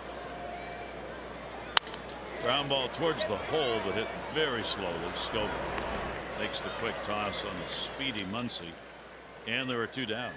Our PNC minor league report. PNC for the achiever in you. Yeah, really not pitching a whole lot, and you know, of course, the #1 draft choice comes out of the University of Illinois, where he pitched 101 innings. So they're really giving him 3 inning stints to give him an idea what you know, again, minor league baseball, professional baseball is about. And apparently he's pitched really well. Look at it. You know, a lot of strikeouts, not a lot of hits, learning, you know, different baseballs, learning the regimen, and playing professional baseball. And you kind of like what you see. A little bit over $2 million signing bonus. Your #1 guy. Go Crisp for the 0 for 2. Bases are empty. Crisp in his 89th game lifetime against the Orioles. That's more than any other A. Picked those up, of course, with the years he had in Cleveland, and then with the Red Sox for 3 seasons. Kansas City for a year before Oakland. And in the air to center, Adam Jones, Adam Ball, and he's gone. So a couple of runs in on 2 hits. The home run by Healy puts Oakland on the board. 7-2 O's.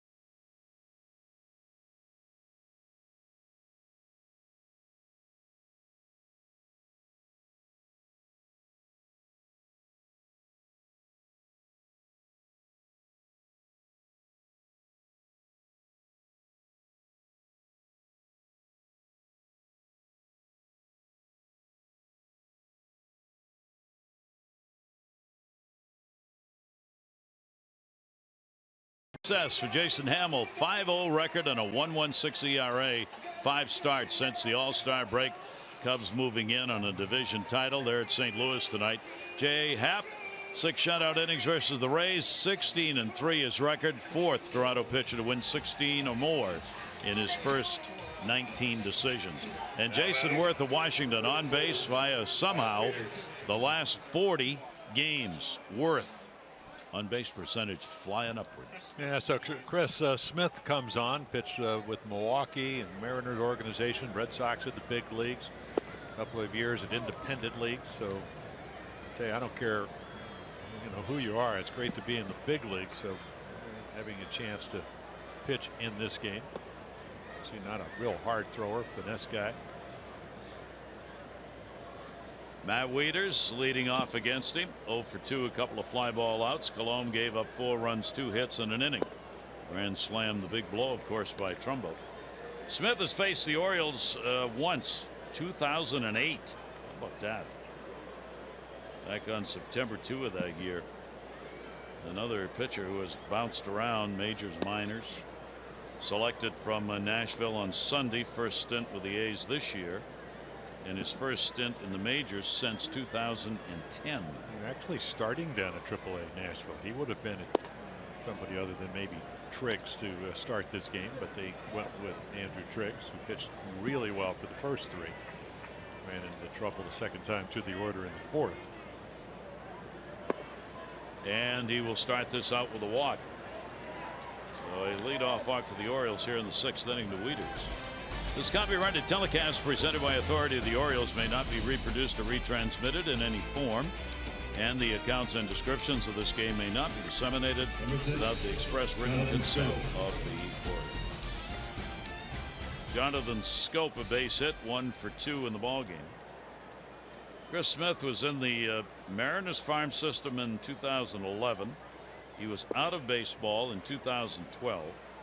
Went independent league with Wichita and Sugarland before a minor league deal with San Diego in 2014. Talk about hanging in. Yeah, Venezuela League. In the old days, a lot of guys. Ground ball down to third base. Healy up. Muncy. And they turn 2. Yeah, you walk a guy, it's the last thing you want to do, and then you make a quality pitch, get the ground ball, and they do a nice job of turning it. I mean, Healy stays down on it. He's played well defensively, not to mention the 2-run home run he hit. Makes it look pretty easy once you catch it. Ryan Flaherty with 2 down and nobody on. Flaherty is flied out, grounded out. J.J. Hardy getting the rest day today. Giants are off today. They are back home finishing up a road trip. So they have the day off while the Orioles play, and then the Orioles and Giants meet up tomorrow night. Flaherty will take the pitch outside from Smith. Showalter's Ball Club after their 64th win. The Orioles 13 above 500 right now. Flaherty on a breaking ball that's going to be down low. Yeah, it does a nice job of staying back on it, considering it hasn't had a lot of at bats. You can see Chris Smith. He's not going to power the ball by you, but he's going to try to get you out on your front foot. Another changeup. Tell you what pitching's about, not always throwing the ball by people. It doesn't certainly hurt to have 95, 97, but if you can change speeds, you can pretty much pitch at any level. Flaherty will take it down low. Smith, Apple Valley, California native, 35 years old now. Red Sox signed him a long time ago. Went to the University of California, Riverside. Flaherty will line that one to left center field, but it's going to stay up. Smolinski over to get it, and the Orioles are retired. No runs, no hits, no errors, nobody left on. Orioles looking for the W. They lead it 7-2.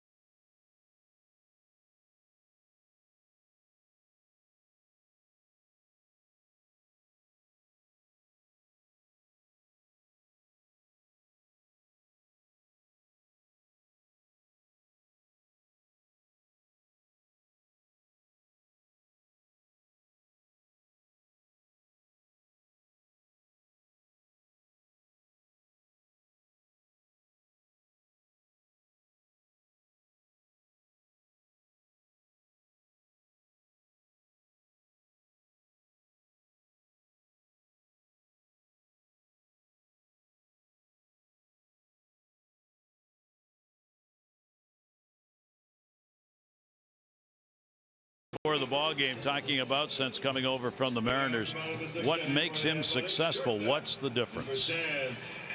He finally committed himself to the process, and he didn't care about results. So he went down to the minor leagues, however long it was, however much work it took. But he said, I'm committed to this process of being good and being consistent every time I take the ball. And I think that's what really set him off and made him the pitcher that he is. Yeah, and if you look at his numbers, 2-5, 2-5, 3-5, and then he went back to the minors. He came back the middle of 2012. Pretty much the rest is history. Went 9-3 that year. Totally different pitcher. And looks like he's going to get number 15 here if he can continue to take the A's down with a 7-2 lead. Semien, Vogt, and Valencia in the bottom half of the 6th inning. Strikeout victim his last time up and has picked up a base hit. He is 3 for 13 in this series. This is the middle of the order here in the 6th inning. Yeah, so the changeup probably not as effective as it is on some games today. So it's going to more cutters, sliders, and fastballs. Occasionally the overhand curveball. Marcus Semien with a 1-ball 2-strike count. Yeah, but the tie in the game, I mean, he's going to try to in the next 20, 25, 30 pitches maybe get 6 outs. Take his chances. That'll go to short. Flaherty the long throw, sets himself and makes it.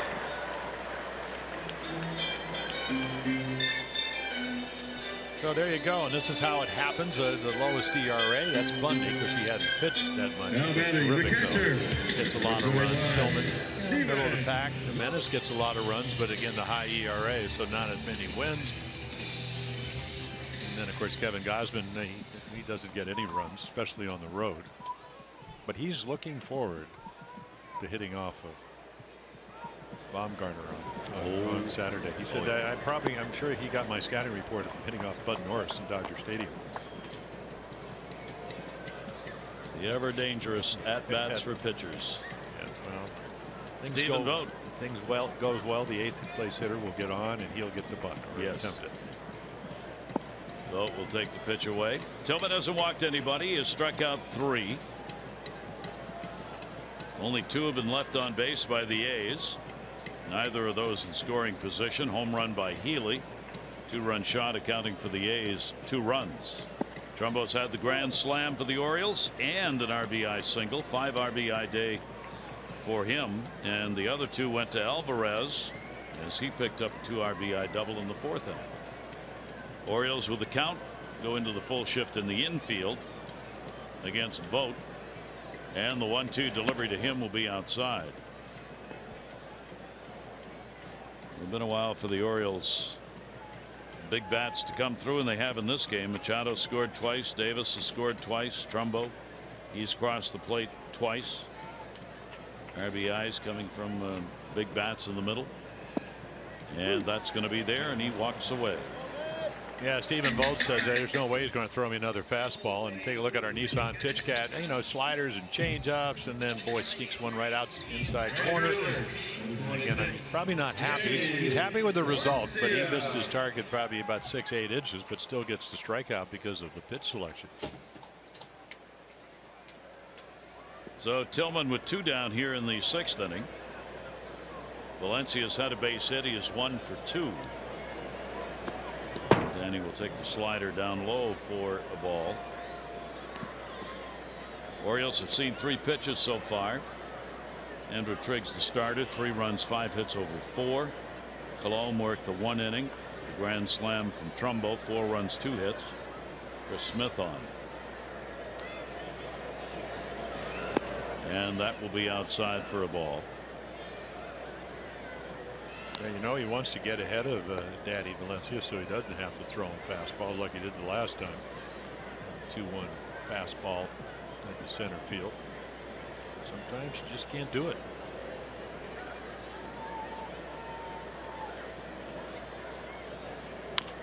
He'll get a chopper.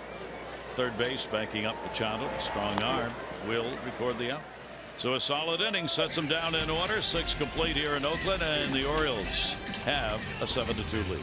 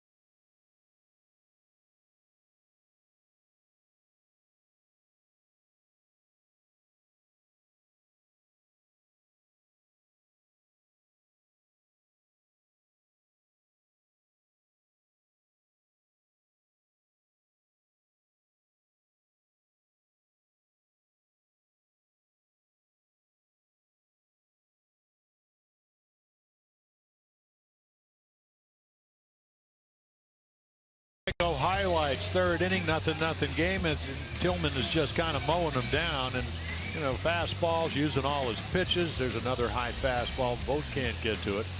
And then all of a sudden, after 3 singles, Alvarez with a double up the gap. That'll make it 3-0. And then in the next inning, Trumbo with a grand slam, his 5th RBI of the afternoon.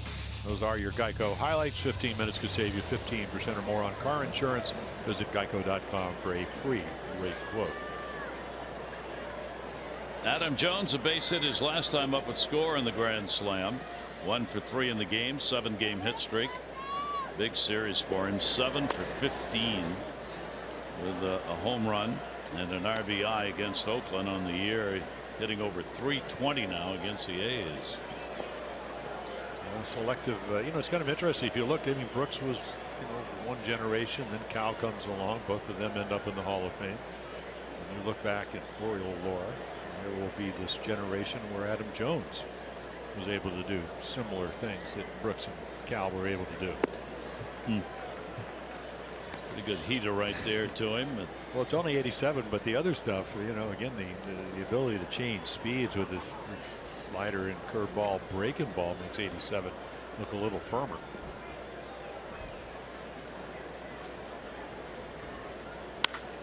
In the air to left field. That's going to be in the power alley, way back, and goodbye home run off the facade of the first deck. Some 390 away, and Adam Jones continues to pummel the baseball. Adam picking up the home run number 23, RBI number 66. Yeah, it kind of stays. I mean, for a guy to hit the ball that far, I mean, he did hit it. That's got to be in the 420-foot range. And we've just seen him over the last 7-8 games, just not overswing. I mean, every once in a while, but when he makes contact, I mean, it's controlled aggression. It's a 2-strike swing. Change up, stays in the middle of the plate, don't want to be there. It just stays on it. Adam gets his 2nd home run against the A's this year and his 4th career home run in this ballpark. 425 away, and a 2-for-4 ball game for Adam. So the Orioles now up 8-2. Another multi-homer game. Their 2nd in the ball game, 172 on the year now, and immediately thereafter 4 consecutive pitches out of the strike zone, and Kim is on with a walk here in the 7th inning. There's no action in the A's bullpen right now. Number 13. Kim on, and that'll bring Manny Machado up. Manny's already scored a couple of runs, a single, intentional pass, and he has grounded out. It's taken by Manny down low. Yeah, you go back to that 3rd inning, or actually the 4th inning in a 0-0 game. He had a really good at bat. Hit a 2-strike pitch into right field to start it all. Foul territory with room. Alonso there will put it away, and Machado is retired. Well, the race for October is heating up, and only get more so. Birds take on the Jays. 3-game set starting Monday, August 29. Good seats remain. You can get yours and help in the push for the American League East crown at Orioles.com or 888-848-BIRD. Get your ticks. And a lot of big games coming up. In fact, they're all big. Go across the bay. Anytime you're down to your last, after today, 48 games, and you can see tied in the loss column. That's the important one. The Blue Jays with what, 2 more wins. Red Sox with 2 less wins. Stroked in the air to center field. Chris Davis, he's got a base hit. Chris just going with the pitch that time, and that's going to be hit number 2. He's 2 for 3 today. Well, so that's back-to-back games now with 4 hits. You know, you watch him in batting practice, and this is what he does. And then, you know, maybe thinking, okay, didn't lead the American League in home runs 2 of the last 3 years. But soft tosser, stay on it. And again, you know, one of the problems, and you talk to not only Chris but Scott Coolbaugh, is that a balance. But that was a pretty balanced swing. Good result. So Chris The 2 for 3 in the ball game, 2 on. So Trumbo is going to try and add to his totals. Trumbo, a 5 RBI game so far. Grand slam home run, takes over the lead in homers with 32. It is Trumbo's second game of the season in which he has had 5 RBIs. He's not had one with 6. Base hit here, and he will. Trumbo on a good pitch down and in. And it looks like Chris Smith's going to maybe take one for the ball club. No action in the bullpen. Works here in the 7th inning. With the Orioles leading it by a score of 8-2, out hitting the A's 9-4. Well, we got plenty of innings in the minors. I've pitched over 130 innings, so capable of pitching multiple innings. Stop. Certainly know what you're talking about. Again, he may not be as effective as Bob Melvin would like, but somebody's got to eat up the innings.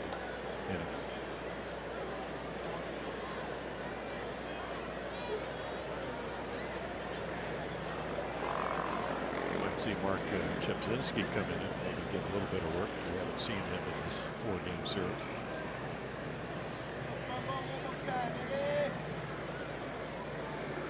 One ball, 2 strike count. Runners off first and second. And Smith's delivery is going to be taken up high.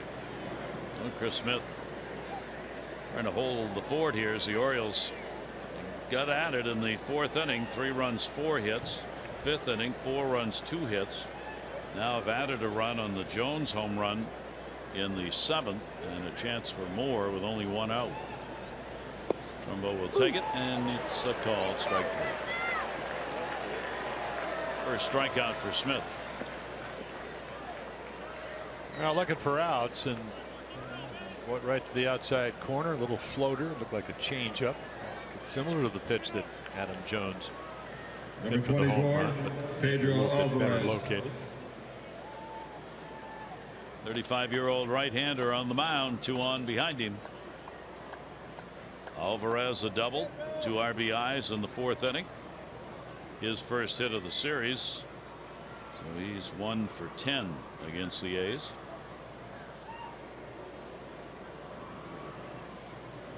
He's made the hits count, though. This year he's had 3 hits against the A's, and he's driven in 5 runs on the 3 hits. Pedro with a 1-0 count and to the mound vote.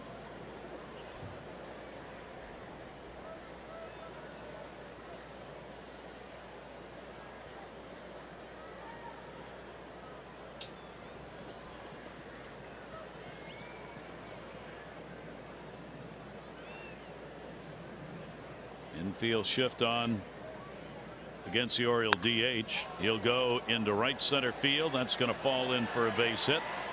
It'll score 1. The throw will be cut off. Over to third base goes Davis. So Alvarez, a 3 RBI ball game, his second hit. You bring Kims in, who had drawn the walk, and the Orioles 9-2 lead. Yeah, he gets another good pitch to hit. He got the double was a fastball down and in. This looks like a changeup. And again, big and strong, and he can go out and get the ball in the outside corner, and again, because it's below 80 miles per hour, hook it into right center.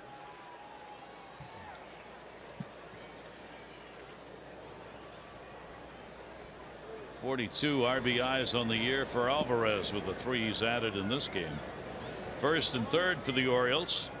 Timeout asked for Matt Wieters with a walk, and he has flied out twice. So 9 runs, 10 hits.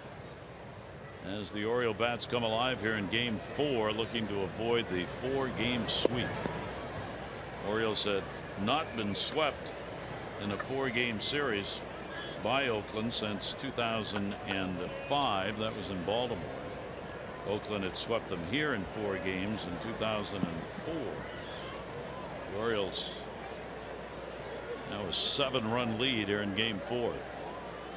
Wieters on a pitch inside, jammed him.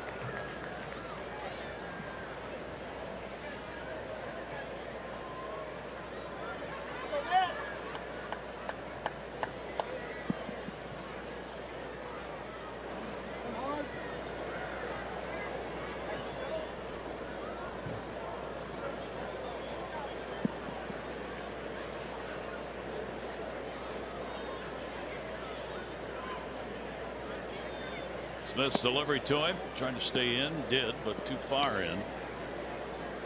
Yeah, he's had a little trouble with the changeup in this inning. Adam Jones homer. Alvarez with the single for an RBI. And you're going to throw it in this count. Don't have to throw it for a strike. Well, got to throw it a little closer than that, but he got the idea. Trying to work inside outside and not catching the plate on either.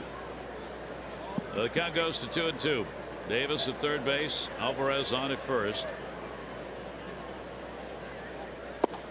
And again, not close.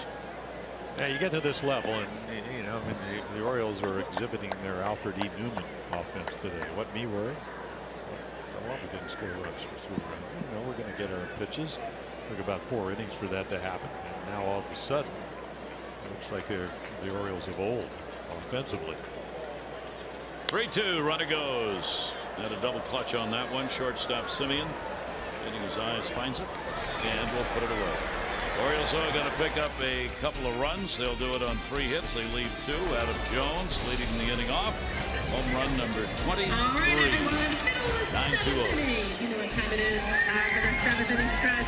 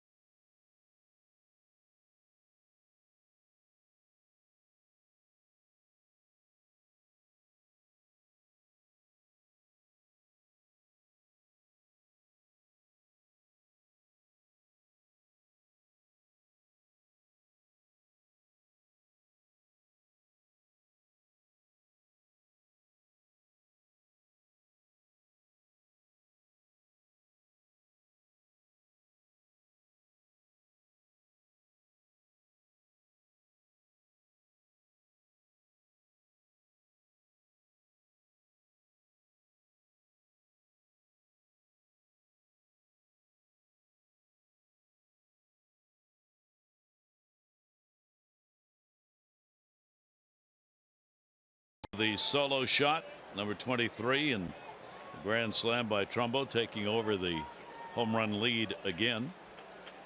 And the Orioles 9-2 as the fans settle back in after 7th inning stretch. Alonso is 0 for 2 in the ball game, 3 for 10 in the series. Chris Tillman cruising along here, no walks, 4 strikeouts, giving up the home run to Healy in the 5th inning, and otherwise has controlled the ball game. The outside with that one, and efficient at pitch count at 92. Yeah, pitch count much more over the course of the season. Efficiency a lot better. It's come down about a pitch per inning. In the air to left towards the gap, going back on it. Kim shy of the warning track. Alonso retired one away in the 7th inning. Follow Orioles baseball live with MLB.com at Bat app, up to the moment, any moment, game day, live game video, highlights, statcast, news, and more. Download it. MLB.com at Bat, #1 app via phone or tablet. Designated hitter Billy Butler. Base hit and a run scored in that 5th, and he has struck out. He's gone 3 for 10 against the Orioles in this series. And a big cut. So the Orioles will wait and see what happens tonight regarding the Red Sox home against the Yankees, and then the Toronto Blue Jays with the day off pick up play tomorrow. Orioles victory here, and they'll be just a half game behind Toronto.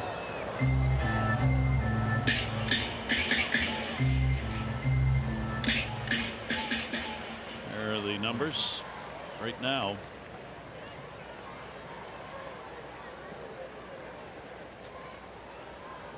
With not a lot of time left to go in the season, should be quite the battle. The bouncer way out in front that fortunately I think for Wieters he didn't stop it with his shoulder. He kind of put the big block up that time, but it went right over him. Yeah, the curveball. I got that one down about 57 feet, 60 feet 6 inches to home plate. Gotta get on top of it. Probably better than hanging it, but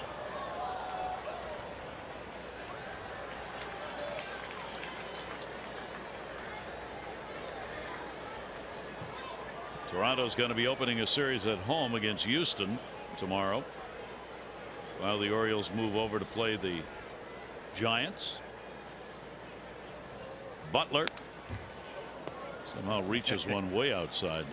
well, he's always been a guy. I mean, when he came up with Kansas City, 1 year he had 29 home runs, but it was about doubles. In a big ballpark in Kansas City, very much like it is here in Oakland or the Orioles when they go across the bay. Where the Giants usually plays pretty big, and he's always been able to put the ball in play. Some change up, trying to pretty good to the lefties today, but to the righties maybe not as much command as we've seen, even though you would never know by looking at the scoreboard.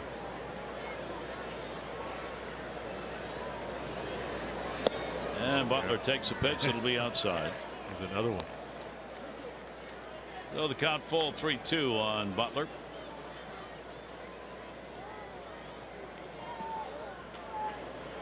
Tomorrow night's ball game be 9:30 for O's Extra, 10 o'clock for the game. Bundy against Matt Cain. In the air again, left center. Jones back at the wall and makes the catch. Yeah, that Billy Butler said yesterday, boy, I love to go to Camden Yards, play on that team because I love to hit there. Well, that's why. Home run in Camden Yards, can of corn here. Jones runs it down right in front of the wall. Couple of fly ball outs here in the 7th inning. Jake Smolinski 0 for 2. He's put the ball up in the air twice. Out to Kim in left field both times. Yeah, the last time he actually had a pretty good at bat, hit it right on the nose, but Kim able to catch it. Inside to him from Chris.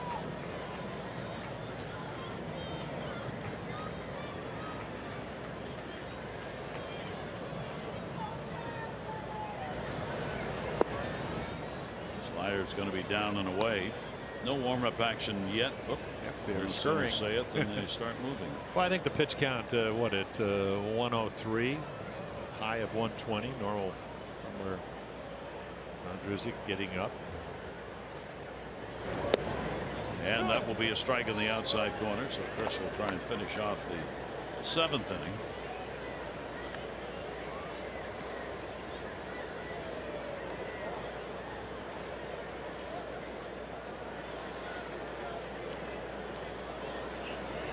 Right-hander will pop that one up behind the plate.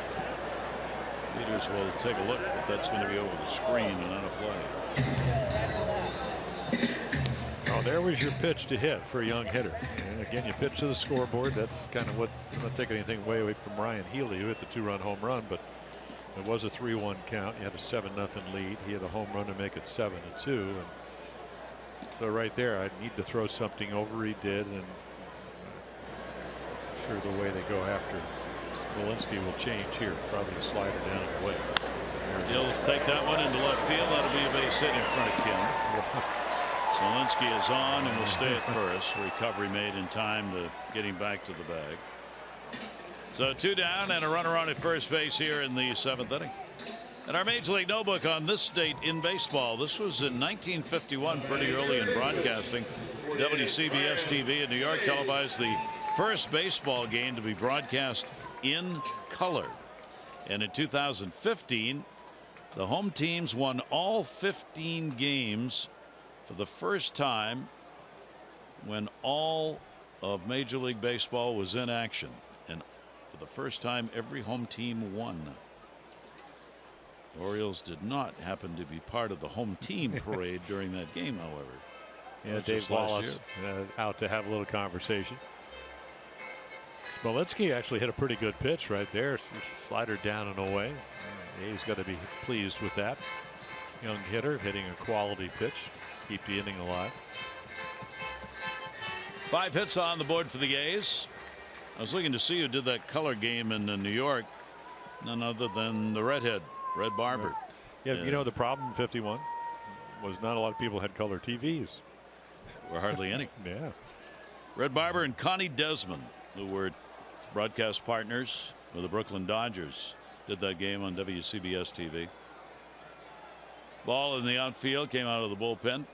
Trumbo will get it. Here's Healy, who had the home run, 5th inning, 2 RBIs, 4th homer of the year, 1 for 2. Runner on at first and a couple away here in the 7th inning. Tillman's pitch to him will be in there for a strike. Chris has averaged exactly 6 innings per start coming into this game. So looking to add a tick to that here and get through 7.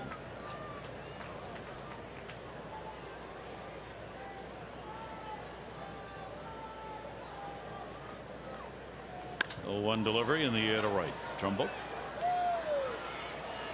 3 fly ball outs, no runs on 1 hit, no errors, and 1 left on base. 7 complete. Orioles up. Tillman looking for number 15.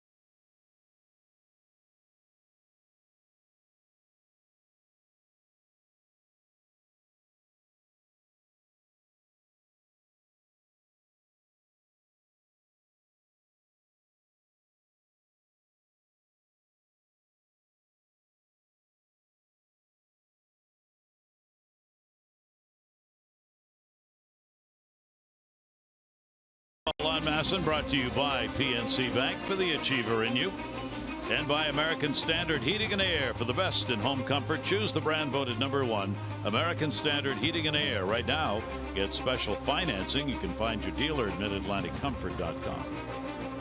Here in the Bay Area on an absolutely gorgeous day, Chris Tillman will complete his work as the skipper comes over. 7 very solid innings with a couple of runs, 5 hits.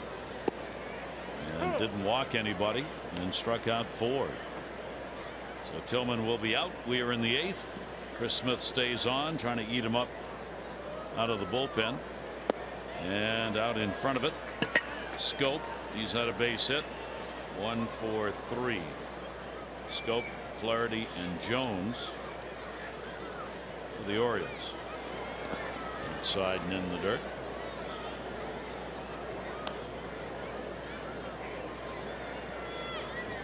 Chris Tillman's had 4 games this year in which he has not walked a batter. Schoop will take the pitch down low. The Orioles' second baseman with a solid 8 hits and 24 at bats against Oakland this season. And a swing and a miss on that.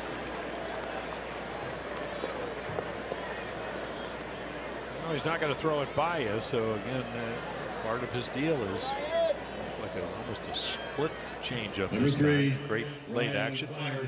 Jonathan chases out of the zone. We'll bring Ryan Flaherty up. Flaherty with the 0 for 3 with a start at short. Orioles able to put up the 9 runs on 10 hits without one of their hottest hitters in the lineup, namely Hardy at short, getting a day off. That's why Flaherty is in. And the pitch is there for a strike.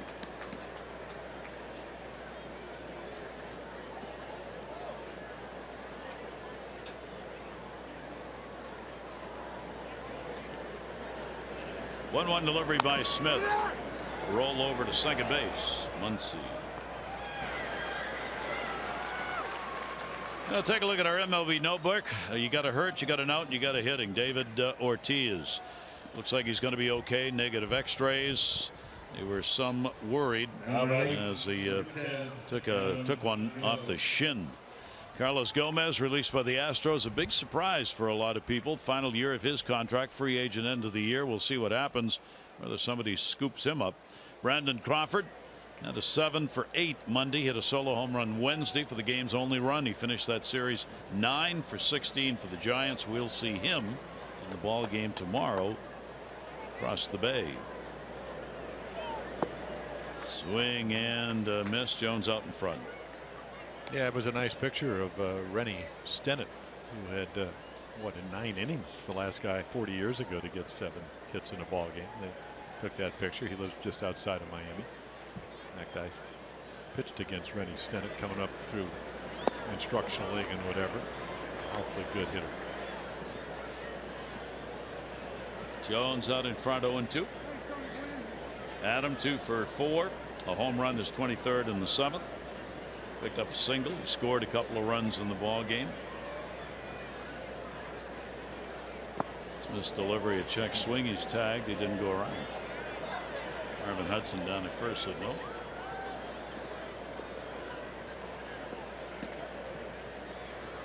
That time Adam was too busy holding the bat back to try and ask the home plate umpire to go to first. It was almost like he caught it with one hand. Stopped it and then backward. Come on. Well, again, really what your approach is, and we've seen him. I mean, he's red hot, and again, the ability. We saw the home run the last time up, but also to, as he did early in this series, poke at the right field, because his approach has been terrific. And Adam will get down swinging, no question about that one. So he's out of there. Smith with the 1-2-3 inning.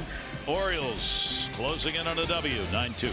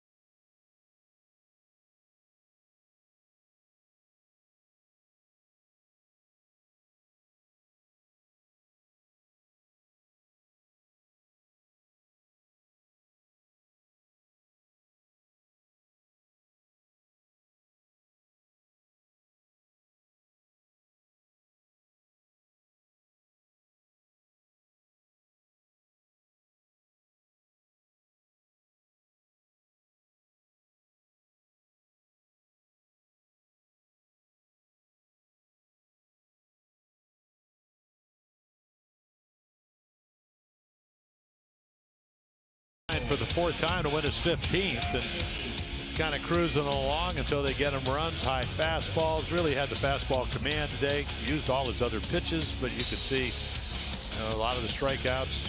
But then again, because he was using all his other pitches, freezes both. So again, no walks, 4 strikeouts. Pretty efficient afternoon. And then again, you can see the mix of fastballs and breaking balls and changeup. Pretty typical to what he does. So Logan Ondrusek, who would be second appearance here, got the loss the other night, leadoff walk, and they would parlay that into a 3-2 win. Again, the big tall lefty, 6'8", righty, 6'8". And of course, one of the reasons they got him is that he's supposed to be efficient against left-handed batters. He'll get a shot at it right here. Max Muncy coming up. There's Reimold in right, Trumbo out. He'll be given a break here with a 9-2 lead. And the pitch will miss for a ball. Muncy 0 for 2 in this game and 0 for 8 in the series against the Orioles. Muncy, then Chris Semien at the top of the order. And Ondrusek's delivery to him, and that'll miss down low. They're having trouble. Started the year in Japan, and the balls, they have those tacky baseballs we've seen from time to time in Buck Showalter's office. So again, a little bit easier to grip than the American League ball. There's a strike. Yeah, it's kind of interesting. You look at when you play all the 1-run games. Obviously, this isn't one of them, but the first 3 were. And the relay play by Max Muncy last night was really, at least for the Orioles, when he threw out Jones at the plate, the difference in last night's ball game. Muncy will take the pitch inside. And now all he's trying to do is get on. 3 ball, 1 strike count to him. Orioles taking charge of this ball game in the 4th. Haven't looked back. Looking to end their 3-game losing streak. In the air to right. That's got a shot down the line near the pole, and goodbye. Home run. Muncy delivers the long ball, a line drive just over the 330 mark. And on the fair side of that pole. Well, you got to throw a strike. We saw Colomb do it. It was a grand slam to Trumbo. We saw Tillman do it to Healy. Got behind him, pitching to the scoreboard, and that's what Ondrusek's doing right here. So it's very hittable, and he doesn't miss it. You got to take a little bit off when you're 3-1. Don't want to pitch constantly with now a 6-run lead, but a 7-run lead before that pitch, and walk anybody. 24th game of the year for Muncy with a big club. A couple of home runs. Well, the home runs providing the runs today. Healy in the 5th inning with a 2-run shot. And Muncy gets his leading off the 8th. Coco Chris top of the order. He's 0 for 3, 1 for 10 in the series. Ondrusek's delivery to him will be a fastball away. Orioles have held Crisp down to just 1 hit in this series, 1 for 10. Yeah, that was the initial at bat, double down the line into the left field corner.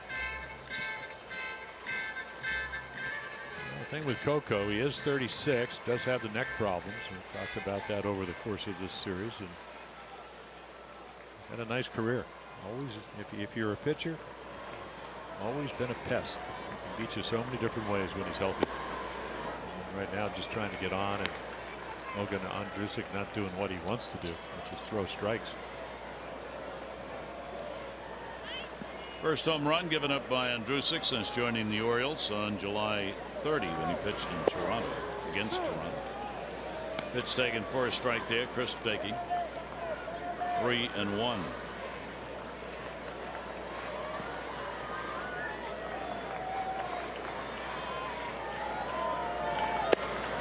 There again. Orioles out hitting the A's in the ball game 10-6. They too have had 2 home runs.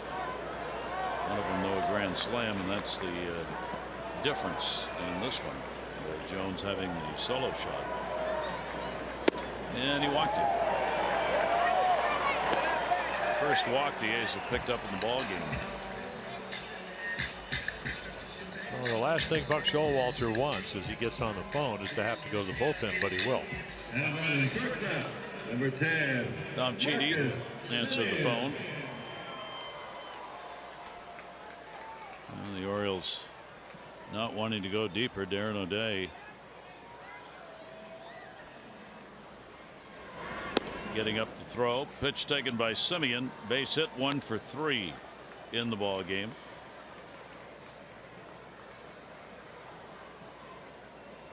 Looking to get to within that grand slam reach. That's what Oakland wants to do. Well, they just want to get another bullpenner in there, and that's the last thing the Orioles want to have happen. And Andrusik can't find the strike zone here. well, the other thing is, you know, Darren O'Day probably had no idea whatsoever that he was going to be in this game because of the scoreboard coming off the hamstring injury, the push off leg, and now all of a sudden he's got to get loose. And you know Logan Andrusik is not wanting to do what he's doing, and Dave Wallace is going to come out with maybe a suggestion. Different ball, 6'8". A lot of factors can lead to having command issues. But at the end of the day, at this level, on the best bullpen in the American League, not pitching the way they want them to. Dave Wallace came out 1,000 miles an hour to the mound, made sure he got to the very top of it because he's talking to Andrusik, who's 7'10", and so Dave went right up to the rubber on the top of the mound. No side of the mound for this discussion. Son, I have something to say to you. You know what the score is? 9-3. Throw, strike. See you later. And the pitch is there for a strike. Marcus Simeon. Now with a 3-ball, 1-strike count.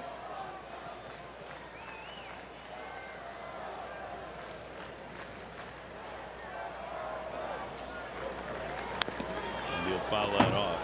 No matter what the score of a ball game, if you really wanted to hear a lively conversation, it's when you got your head 15-1 or something, and the guy you put out on the mound walks somebody.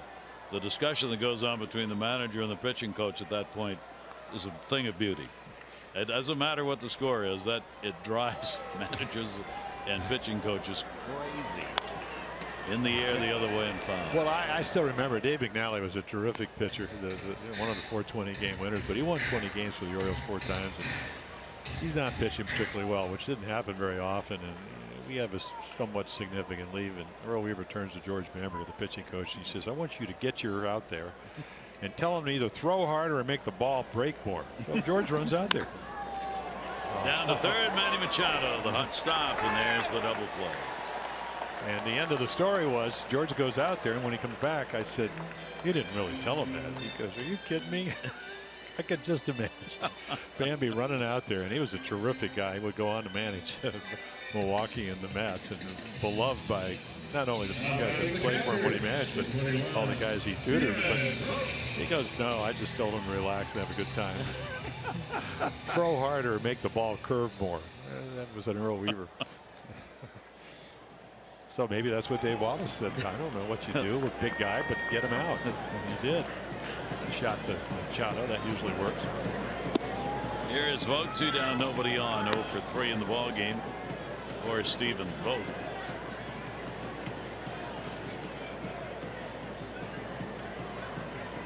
Probably with both Earl and Buck. Could send the pitching coach out and just say to the pitcher, Buck sent me out here. Right. Do I need to say anything else? Don't make me come back. So Buck sits down after the ground ball double play. O'Day doesn't. He's actually ready in the bullpen if they needed it. They'll move the infield into the shift on a 2-0 count on Vogt.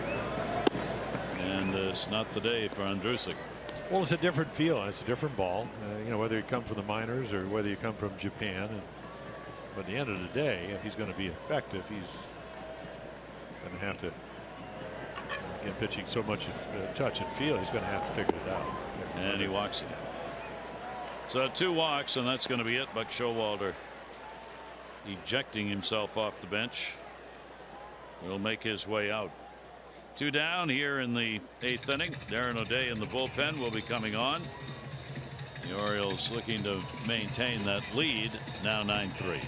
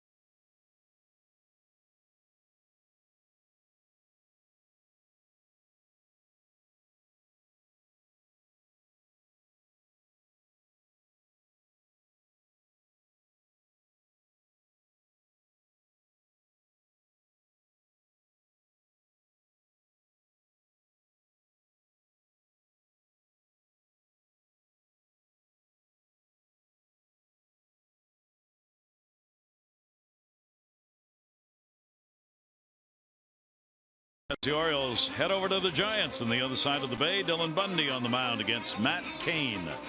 Coverage on MASN 2, 9:30 O's Extra, presented by Jeep, followed by game coverage at 10. All the access you need right here on MASN.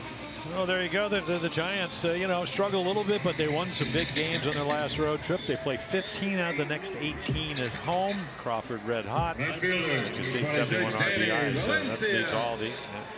And then again, you'll get three pretty good pitchers. Cain pitching well, as Darren O'Day certainly can.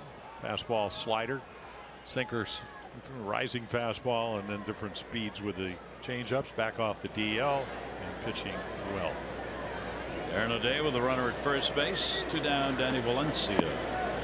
And Valencia takes the pitch down low for the ball. O'Day appearing for the second time in this series. He worked in game 1, pitching an inning, striking out 1. At first base with the walk, Stephen Vogt. Valencia with the 1 for 3 in the ball game. And he'll take the pitch on the inside corner for a strike. The Orioles have the 9-3 lead, looking to end a lot of wrong direction numbers, getting out of the losing streak of 3, ending their 12 consecutive losses on the road against Western Division ball clubs. Trying to get the trip back. It'll be a 3-4 record on the trip after the Orioles win this one, providing they hang on. 2 ball, 1 strike count.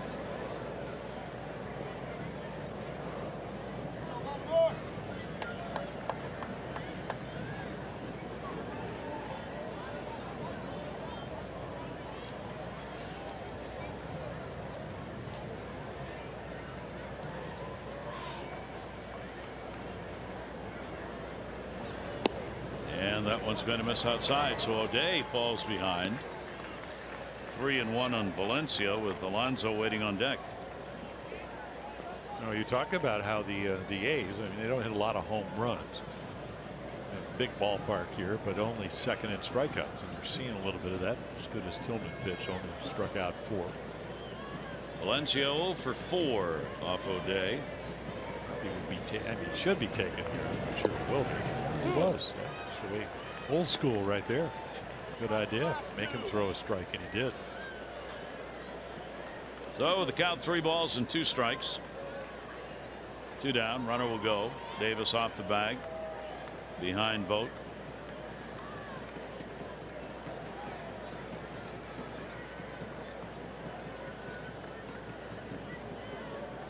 Runner goes and almost caught him in the wrist. Ball 4. A struggle to get out of the 8th inning here. That's the 3rd walk of the inning picked up by Oakland. 2 on, 2 down. It just kind of gives you an idea of why they want a lefty in the bullpen other than Zach Britton. Because again, with this kind of lead, if you're going to go to the bullpen, they might have pinch hit for Muncy. But at the end of the day, you got to have a guy, especially when you go across the bay and play interleague baseball. Joe Walters talked about that all week, and the decision after the game on Steve Pearce, whether it goes on the DL or not, will affect what they do regarding the bullpen. Swing and foul back. Alonso going for a 3 RBI shot right there. He's 0 for 3 in the ball game. He's faced O'Day only once. 0 for 1. Down to Alonso with some power. There's Steve Pearce, who's sit and watch this 4-game set. Yeah, that injury is in the flexor mass underneath of your forearm and going into your elbow, and that's where you got the injection. Runners off first and second. O'Day. He chased that one away and knew it. Yeah, the deception and the ability to, with the wrist, to kind of make it ride a little bit or turn it over. Just think about throwing a baseball. He gets this arm angle by bending at the waist. Szepczynski in the bullpen. Yeah, with the only guy we haven't seen in this series. And their bullpen.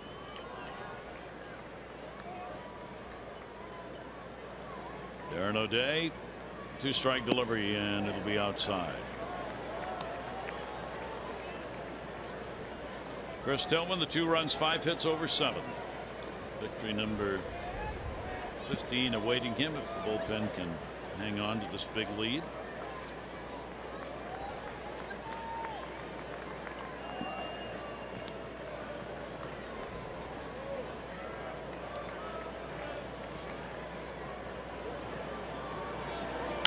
And that one's going to be fouled back, and will hold the count. Alonso battling here, trying to keep this inning going with 2 down. Big double play turned on Semien. Yeah, he hit it hard, but right at Manny Machado. And I think the one thing about it, you know, the more you get to see guys, the more I think you learn about them. And Yonder Alonso, as you mentioned a couple of nights ago, Gary, comes out of the University of Miami, #1 draft choice. But I think, you know, normally you say, oh, he's going to hit a lot of home runs. Well, he's a line drive hitter, and that's the way he approaches his at-bats. Doesn't mean he can't hit a home run, but doesn't overswing. That's what makes him a tougher out. And that'll come inside. So the battle continues. A 2-ball, 2-strike count as O'Day, the 2 on behind him, trying to get that final out right here. Another home run power hitter, Butler, waiting on deck. Well, they're just going to try to hit around until you get that out. That's what you do when you're trailing.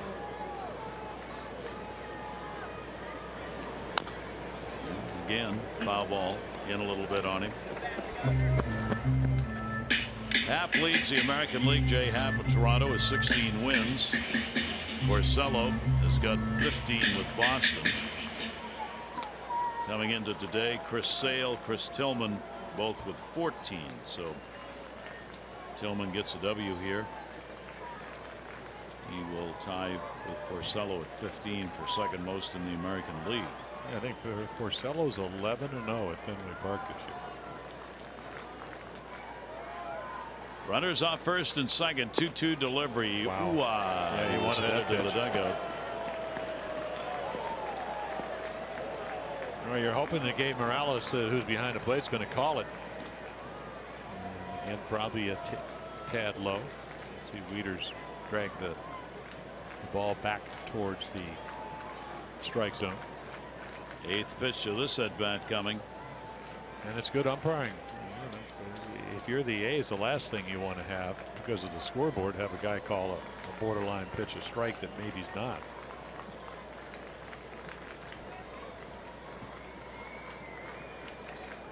(3-2) and a look back to second. A lot of runs today, day games today. Houston got 15 against Minnesota, 15-7. Colorado got 12 against Texas and a 12-9 win. 11 for Milwaukee against Atlanta, 11-3. 9 for Arizona against the Mets, 9-0.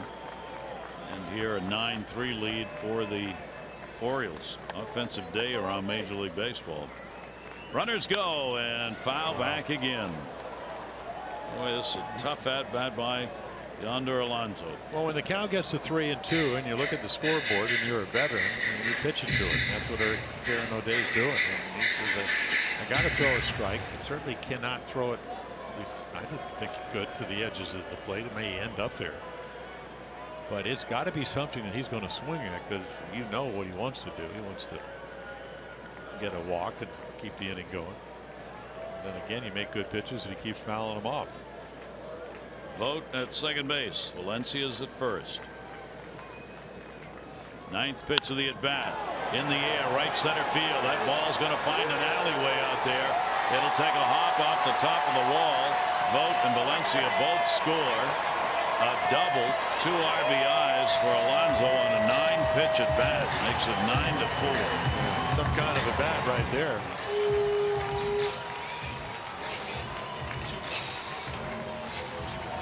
Oh, there you get him back into what?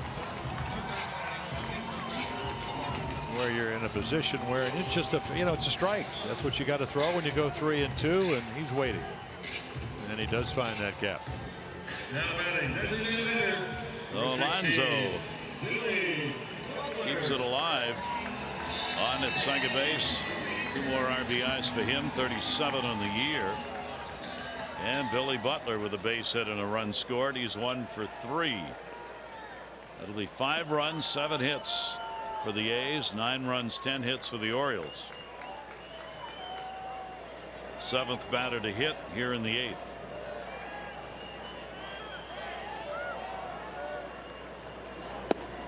And Butler takes the pitch outside. So Ondrusek will be charged with 3 runs on just 1 hit in 2/3 of an inning that he worked. Yeah, you kind of waltz, so to speak, into the inning, and then home run, and then 3 walks and a double. Off speed pitch and a good one. Butler chasing that one outside.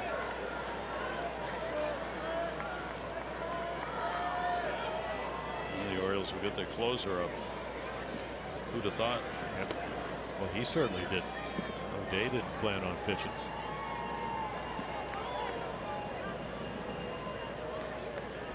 Correct myself, and Ondrusek, that's 2 runs charged to him. 2. Valencia O'Day's responsibility across the plate. Butler fouls that one back. They're hanging.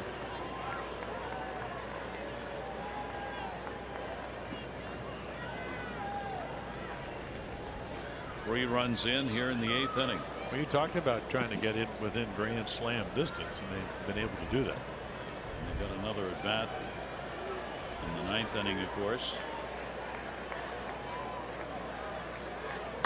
That ball to third, that's going to be a base hit. That will score Alonso easily. Kim will go into second base. Butler, he gets a 2-out RBI. And the A's not going away quietly and make it 9-6. Yeah, Buck Showalter is probably wondering because you know the last O'Day appearance was good, but the one in Chicago he gave up 3 runs, and it's you know, maybe occasional wildness, and then again, you know, wildness doesn't always mean you're walking people. It means maybe your command's not good and you end up throwing pitches in the middle of the plate that you don't normally throw there.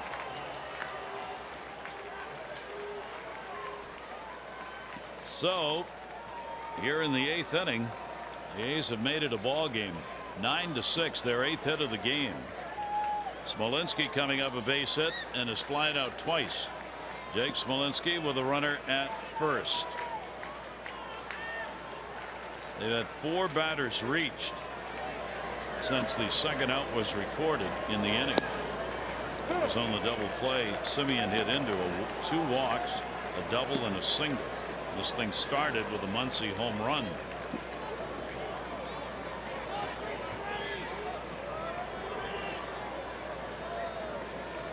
O'Day now has been charged with a couple of runs.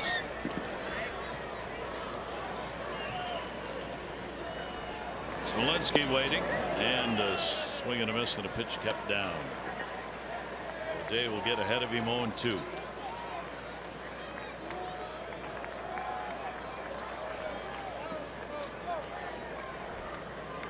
Zach Britton is ready in the bullpen if needed. At the moment, at least, it is a save situation.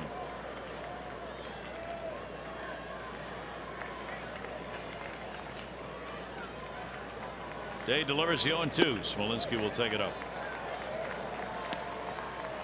Yeah, you're really hoping that Darren O'Day is able to again command his stuff.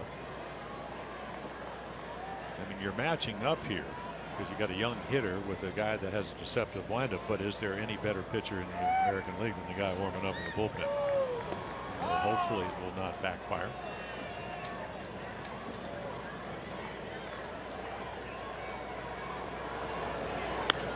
And Smolinski back into the seats. Well, I mean, you've seen the approach by these A's. Gary, you touched on it earlier. The second most difficult team to strike out, and you've seen this approach. Just put it in play. Maybe you get lucky. Maybe you get a better pitch to hit. We've seen all of that this inning.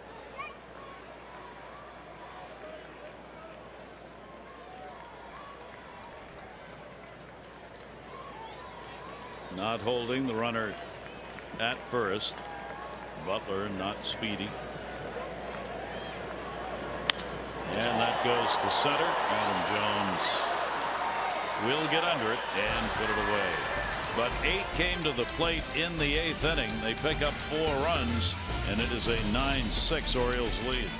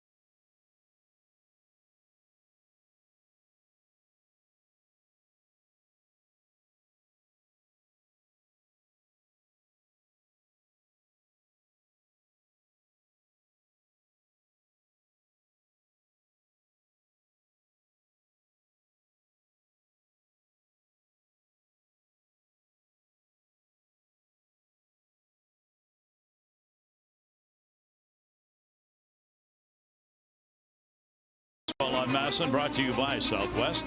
Transparency, low fares, nothing to hide. And by Navy Federal, proudly serving the armed forces and their families for over 80 years. Federally insured by NCUA. It is BART Day at the Art. Bay Area Rapid Transit System bringing some folks in, but not Mark. Right. Well, Zepsinski comes in, and the only guy we hadn't seen. So again, doing a nice job for him. Started last year with Cleveland, acquired, been around, and again, you can see lefties. Actually, that's a rather high number when you're kind of a setup guy. Good 2-seamer, hard, nice little changeup and breaking ball to go with it. 30-year-old left-hander. The Orioles like to put some more up here, the way it's gone in the 8th with 4 runs in that inning. Kim, a walk and a run scored in the 7th, 0 for 3, and that one hit him in the batter's box for the foul ball. Mark Zepchinski, the left-hander. Toronto, St. Louis, Cleveland, San Diego. Left-hander's been able to find work this season. Jim said a little tough out there on the mound. And that'll go to second. Muncy bobbles, recovers, and gets the out. Visit MassonSports.com/CareFirst to vote for today's CareFirst Fearless Player of the Game. Live fearless with a name trusted for over 75 years. CareFirst, Blue Cross Blue Shield. Number 13, Manny. Zach ready to go in the 9th inning. Manny Machado, a base hit, a walk, 2 runs scored. 1 for 3 in the game, 3 for 13 in the series. And Zepchinski's delivery to him taken at 3:05 now. Manny just out of the top 10 in batting average. Pitch taken away, fell out here in this series. Came in to the day 8th in home runs. He is now 3rd in doubles and 4th in slugging percentage in the American League. And he goes to the gap, right center field. That'll add to those numbers, both of them. He'll make the turn and head to second base. Smolinski will get it in, and Manny Machado a 2-hit ball game with a 1-out double. And you kind of have to like 3 home runs on Sunday. You know, the home run here, the sacrifice fly, but today both hits. One a grounder into right field, and then, you know, what are you going to give me? Something out over the plate, and I'll just hit it up the gap. I thought Billy Butler said it so well. You know, obviously the DH for Oakland. He said, listen, he's such a good hitter at 24 years of age. You forget how good a defensive player, unless you see him every day like we do. Gold Glover. Platinum Glover that 1 year. Chris Davis, 2 hits in the ball game, 2 for 3, a walk. And Chris Davis has scored a couple of runs in the ball game. With a double by Manny, he's got 33. That's third best behind Ortiz and Mookie Betts. Ortiz has 36, leading the league.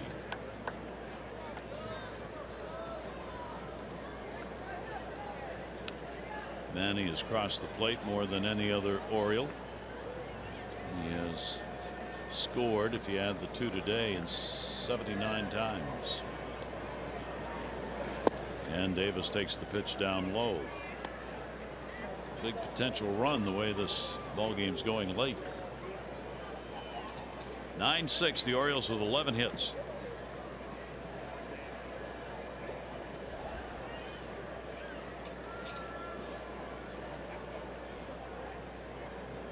One delivery on the way, bouncer. Ooh. Stephen Vogt with a stop. Well, again, if this ball gets by him, and it's not going to, great job the first couple of nights. Easily, again, just I'm not sure where he was able to block that ball. But that's taken one for the club. Otherwise, you have a runner in third and 1 out, and everybody's coming in.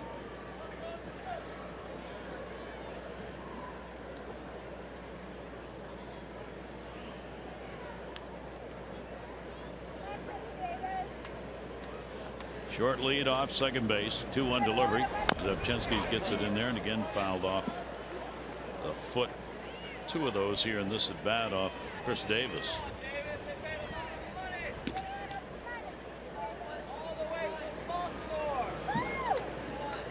Stephen Vogt saying, okay, a couple of sinkers. Those are the balls hit at his feet, and we're going to throw him a slider. Saw the average over 300.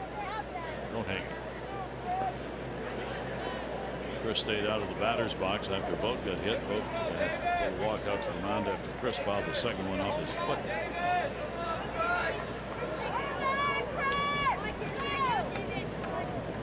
Here's the left-hander's 2-2, and he got it. Yeah, that's 2-seamer. So it's such a great pitch. If you're Chris Davis and he's done a nice job of it this afternoon, you're trying to cover the outside corner and then you go to get it. Watch the front shoulder move in, and then you can't quite get to the ball underneath your hands. You can see him just 2-seam it, a little right to left underneath the Number bat head. 14, Nolan Reimold.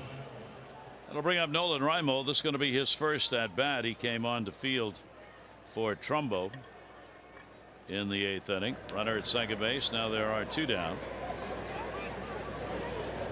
Orioles 4 for 10 with runners in scoring position.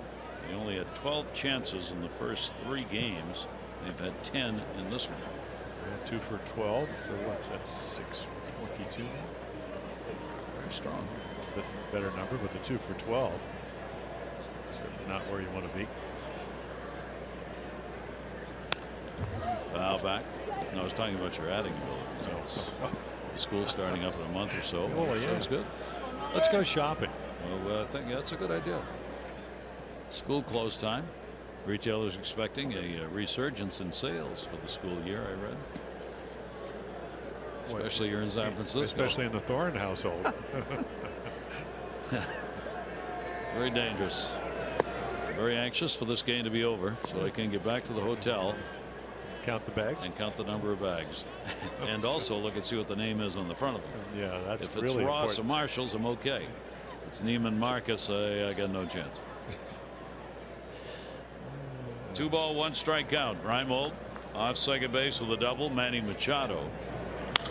And it'll be fouled down the line and out of play.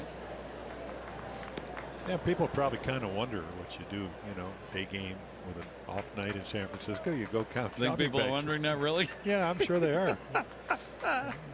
What Olympics? They're Well, you just have your wondering. daughter put on a fashion show. Yeah, and exactly. then you go out to the playground and you do that for an hour and then you go eat. On the cable car. Mm-hmm. Back and Yes, forth. we'll be hanging out literally on the cable car. She is taking after her father, though, and she says Are we going to go to that chocolate place? She says, if you take one of those cable cars, I know it ends at a chocolate place. But like what, Giardelli's over at the square, yeah. Oh, yeah, that'll be good. Family trips always exciting and inexpensive. 3 ball, 2 strike count. Machado off second. And a swing and a miss. Lepchinsky gets the K. No runs on 1 hit, no errors, and 1 left on base. It is a save situation.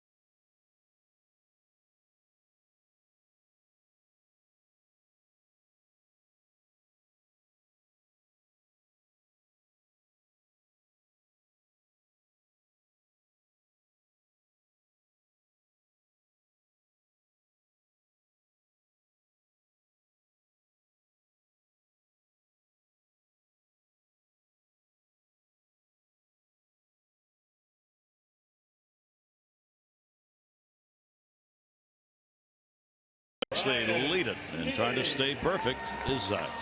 Well, he is. He, got that tune-up inning last night with a base on balls. Faced one more hitter. Came in with 2 outs in the bottom of the 8th inning. Again, sinker baller, and what a marvelous year he's having. All-star save. American League gets the home field advantage. 34 out of 34. More strikeouts in innings pitched. Incredibly low batting averages, righty or lefties, and then only 1 home run. So they're looking for base runners, and the Orioles were looking for 3 outs.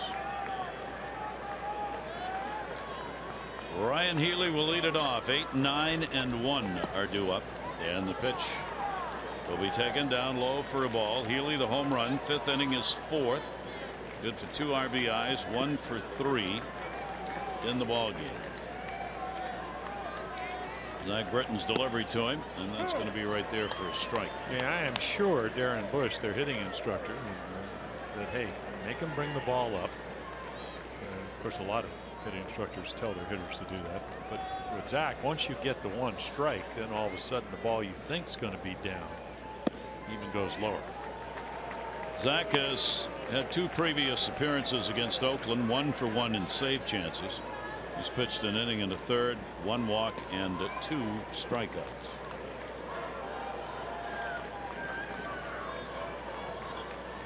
Pitch on the way to him, and that'll be fouled off. Zach, of course, continues to add to the record of consecutive saves to start a season by a left-handed pitcher. He now has the record. He leads the American League, tied for 2nd in the majors in saves, and a .57 ERA, best among all relievers in the majors. And a ground ball towards second base. Jonathan Scopes got it on the backhand and the out. Eisner will come on to hit for Muncy. Muncy delivered a home run in the 8th. They want the matchup here, the right-hander. Eisner, Brett Eisner on to hit. Seen Eisner in this series. Some power in the bat. Yeah, came in from defense, so young player. Try to match up. Good luck. Eisner 0 for 4 against the Orioles.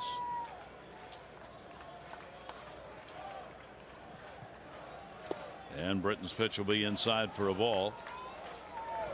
Orioles up 9-6. Yeah, Zach, one of those rare breeds. Not too many guys that can throw 95 to 97 and make the ball sink and move like he's able to do. 2-0 count. Yeah, right now wants to just get one into the strike zone and go from there. He's got to be taken here. I mean, you would think he'd be taking the next 2 pitches. And sometimes when you know that, the harder to throw strikes. Yeah. Way inside.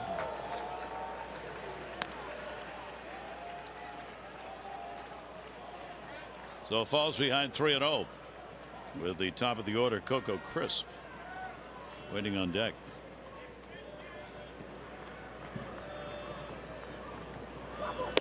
And it'll be right there for a strike. I wouldn't think he'd be taking another strike.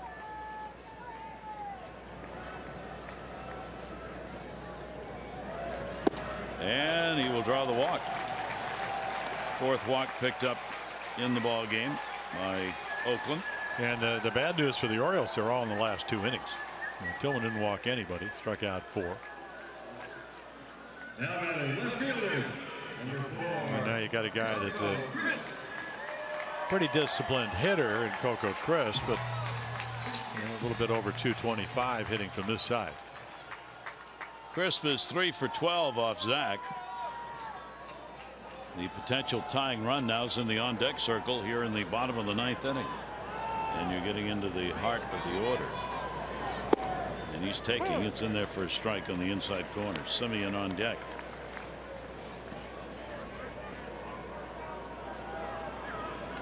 A home run bat on deck and contact hitter if he can do that against 97. Runner off first base, fouled off. Britton comes in on Crisp, challenging him here to getting ahead on the count 0-2. I mean, the ball sinks, but he's so adept at starting his sinker at the front hip of a right-handed hitter. And then, of course, you can't really, with 2 strikes, count on that. Then he'll throw one you think is going to stay in the middle of the plate and it just dives down and away. So that's where Wieters is sitting here. And box runner will stay. Can't take a chance on an out on the bases. Yeah, Matt able to scoop it out in front of him, turn the glove over, which he doesn't. And boy, that's just, you know, that's good fortune.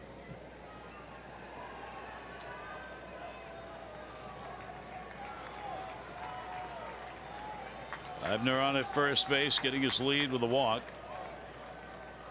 Crisp with the 1-2 delivery, and he'll foul it off again. They've really done a job of that late in the ball game, keeping these at-bats alive. 4 runs, 3 hits in the 8th inning, accompanied by some long at-bats. We're trying to recreate that here in the 9th inning. Well, the Alonso bat with 9 pitches and then the double up the gap. I mean, that was the one that really stood out in the 8th inning. Zach's delivery, and that'll be popped up left to Kim. He's got it. Yeah, so Zach comes back with one of the rare breaking balls and gets the pop fly to left field. Now batting shortstop, number 10, Marcus Semien. A's down to their final out here in the bottom of the 9th inning. Semien with a 1 for 2 off Britton. Tillman waiting to be a 15-game winner, 15-4 for the win. Andrew Triggs will take the loss, 0-1 on the year in his emergency start. And Zach Britton, this is a safe chance for him. Pitch is taken inside for a ball. Semien a 1 for 4 in the ball game, a single in the 1st inning.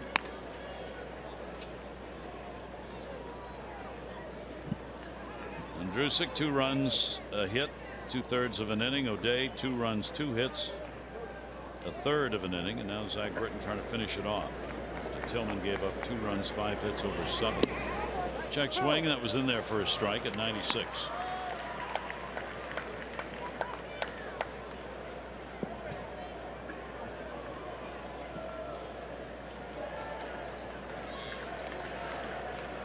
Royals about hit him 11-8. A's making a run at him here late in the game. It'll be up high.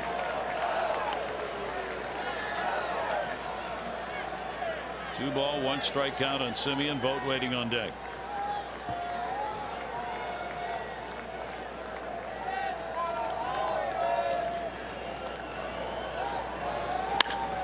That's going to be a base hit. Well, the A's have done it. They're going to bring the potential tying run to the plate in the bottom of the ninth inning with 2 down. And it just happens to be a guy with 27 home runs because Chris Davis, talking about the A's, did not play. So he'll come off the bench. And Stephen Vogt was a scheduled hitter. Davis with a 1-for-2 off Zach Britton. So the A's making it interesting here in the ninth inning. Well, it kind of tells you, and we talked about it. This is what they're pretty much living for. You know, to beat teams ahead of them in the standings. They did it the first 3 games of this 4-game series, and one swing away from tying it up here, even though Zach Britton's only thrown 1 home run all year long. This guy's certainly capable with home run power. 0 for his last 8. Davis will take the pitch down low for a ball. Hitting only .211 over the last 30 games. Still has been able to maintain a home run drive. We have not seen that in this series in his at-bats. 2 on. That's the swing that he uses to get him. Yeah, chased the ball out of the zone, and of course Danny Valencia, who wears out left-handers, is on deck. So somehow it doesn't really have to be about a home run. Obviously that would tie the game up. But Valencia with 6 of his 14 home runs, hitting .352, waiting on deck in case Davis is able to get on base. 2 on, 2 down. The 1-1 delivered to Davis. 2 ball, 1 strike count. And for Zach Britton, because of circumstances, a 9-2 is now 9-6. He knows how strong and how capable Chris Davis is, and makes your task a little bit more difficult. One mistake, 1 ball up in the middle of the plate, the whole game changes. It's on the way to him, and that's a ground ball to the middle. Scope, the throw to second. Not in time. Got to play at third. Oh, what a mistake! That ends the game. What a mistake! As the Orioles get a big break, I'm sure they're going to look at that on the video. But Eibner came around third. He thought there was going to be an out recorded at second, and he stopped. Watch him at third base. Well, first of all, I mean, Scope makes a fabulous play, and then a heads-up throw, and then the tag. And it appeared, even though it's bang bang, I'm not sure that call will not be reversed. Take a look. Does he get it in before? It's hard to tell from that angle. Certainly a very, very close play. And of course, Manny Machado thinks he's out. He's running off the field. Bob Melvin out to say that they are going to challenge this call. Bob Melvin talking. The crew chief is Jim Joyce, the second base umpire. So they're heading over, and they will take a look at this. Buck Showalter coming out. Previous play is under review. On that play, the runner was ruled out at third. Buck Showalter coming out to check on exactly what the review is, and it's obviously the play at third base. Yeah, he's probably wondering if it's an umpire review or it's actually a challenge by Bob Melvin, the skipper with the A's.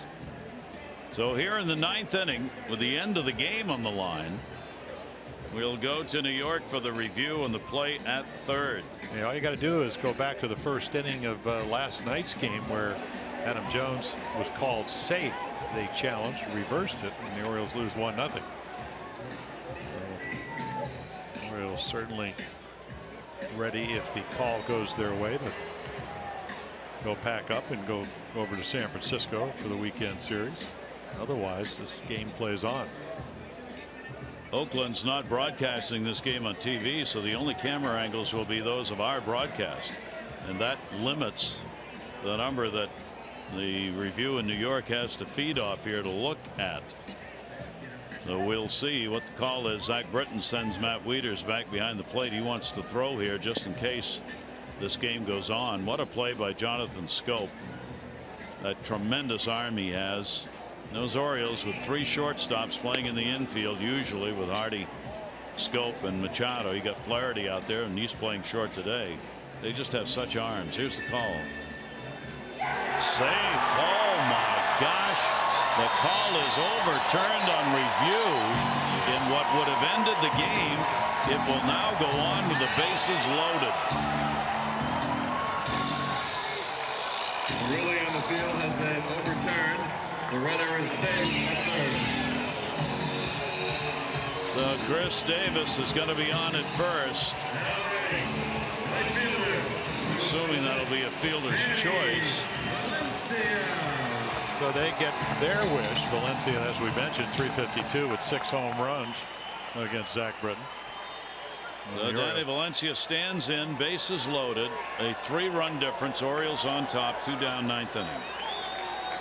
A walk and a single, a run scored for Valencia in the game. And he will take the pitch for a strike. Some ending to this series. Yeah, ideally, I mean, Zach Britton just did what he wanted to do. So he gets for strike 1, and now, instead of having to throw a strike, he can throw a ball that will start as a strike and hopefully end up as a ball. Valencia goes to second base. Scopes up with this one, and that is the ball game. So the Orioles come away with a win, but it wasn't easy. Here in the 9th inning, no runs on 1 hit. No errors, and there were 3 left on base, and the Orioles win it. 9-6 is the final, and our Lexus of Towson drive of the game. Here it is, the big fly. Colomé comes in, gets behind him 3-1, and after a single in the preceding inning, 5 RBIs for Mark Trumbo. Grand Slam drive of the game brought to you by Lexus of Towson, the area's #1 luxury dealer. Come see why at lexusoftowson.com. That'll end the losing streak at 3 for the Orioles and the win streak at 3 for the A's. The A's will take the season series 4 games to 3. Orioles will move to within a half game of Toronto, idle today in the American League East. Congratulations to Chris Tillman, his 15th win. He is 15-4. Zach Britton remains perfect, 35 for 35 in save opportunities for the Orioles. Triggs will take the loss. He is 0-1. And joining us, the big blow that we just showed you, Mike Trumbo got it, that grand slam coming in the 5th inning, and was even needed more than everybody thought, Mark, because that was quite an end to the ball game, wasn't it? Yeah, I got a little interesting. We have faith, though. That that's maybe not ideal, but these guys know what to do, and Zach closed the door there. Well, it's obviously struggling for runs, but the grand slam, I was allergic to him, never liked to throw him. But I look at the single that you hit. Manny has a great at bat. He gets on base. Chris Davis hits a ground ball single, and you just have a nice smooth stroke, and started it all off in the 4th inning with the single to center field. Yeah. Obviously, I think lately things haven't been going that well, but you got to start somewhere, and sometimes it's more of a bloop type than the big one. But it's a confidence builder. That was a good at bat for me. Do you change anything when you're in that slump? I mean, you've gone through this before. Every player does. Do you do anything differently at the plate? Yeah, you try a few things. You just got to know that you're going to come out of it eventually. It doesn't make it any easier. It can really stink for a while, but we've all been here, done this for a little while, so just trust that the ability you have is going to shine through eventually.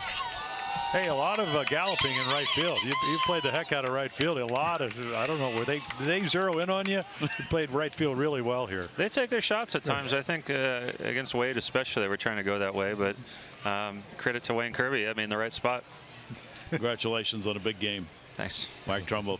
picking up the grand slam in a 5 RBI ball game.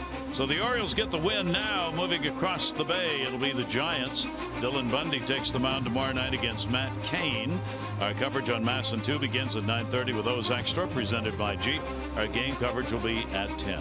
This has been a MASN presentation. Tom and Rick, O's Extra. It's coming up right now. A look back at a little more thrilling ending than the Orioles would have liked, but they'll take the W. That'll do it for Jim Palmer and all of our crew here in Oakland. I'm Gary Thorne. Adieu, adieu.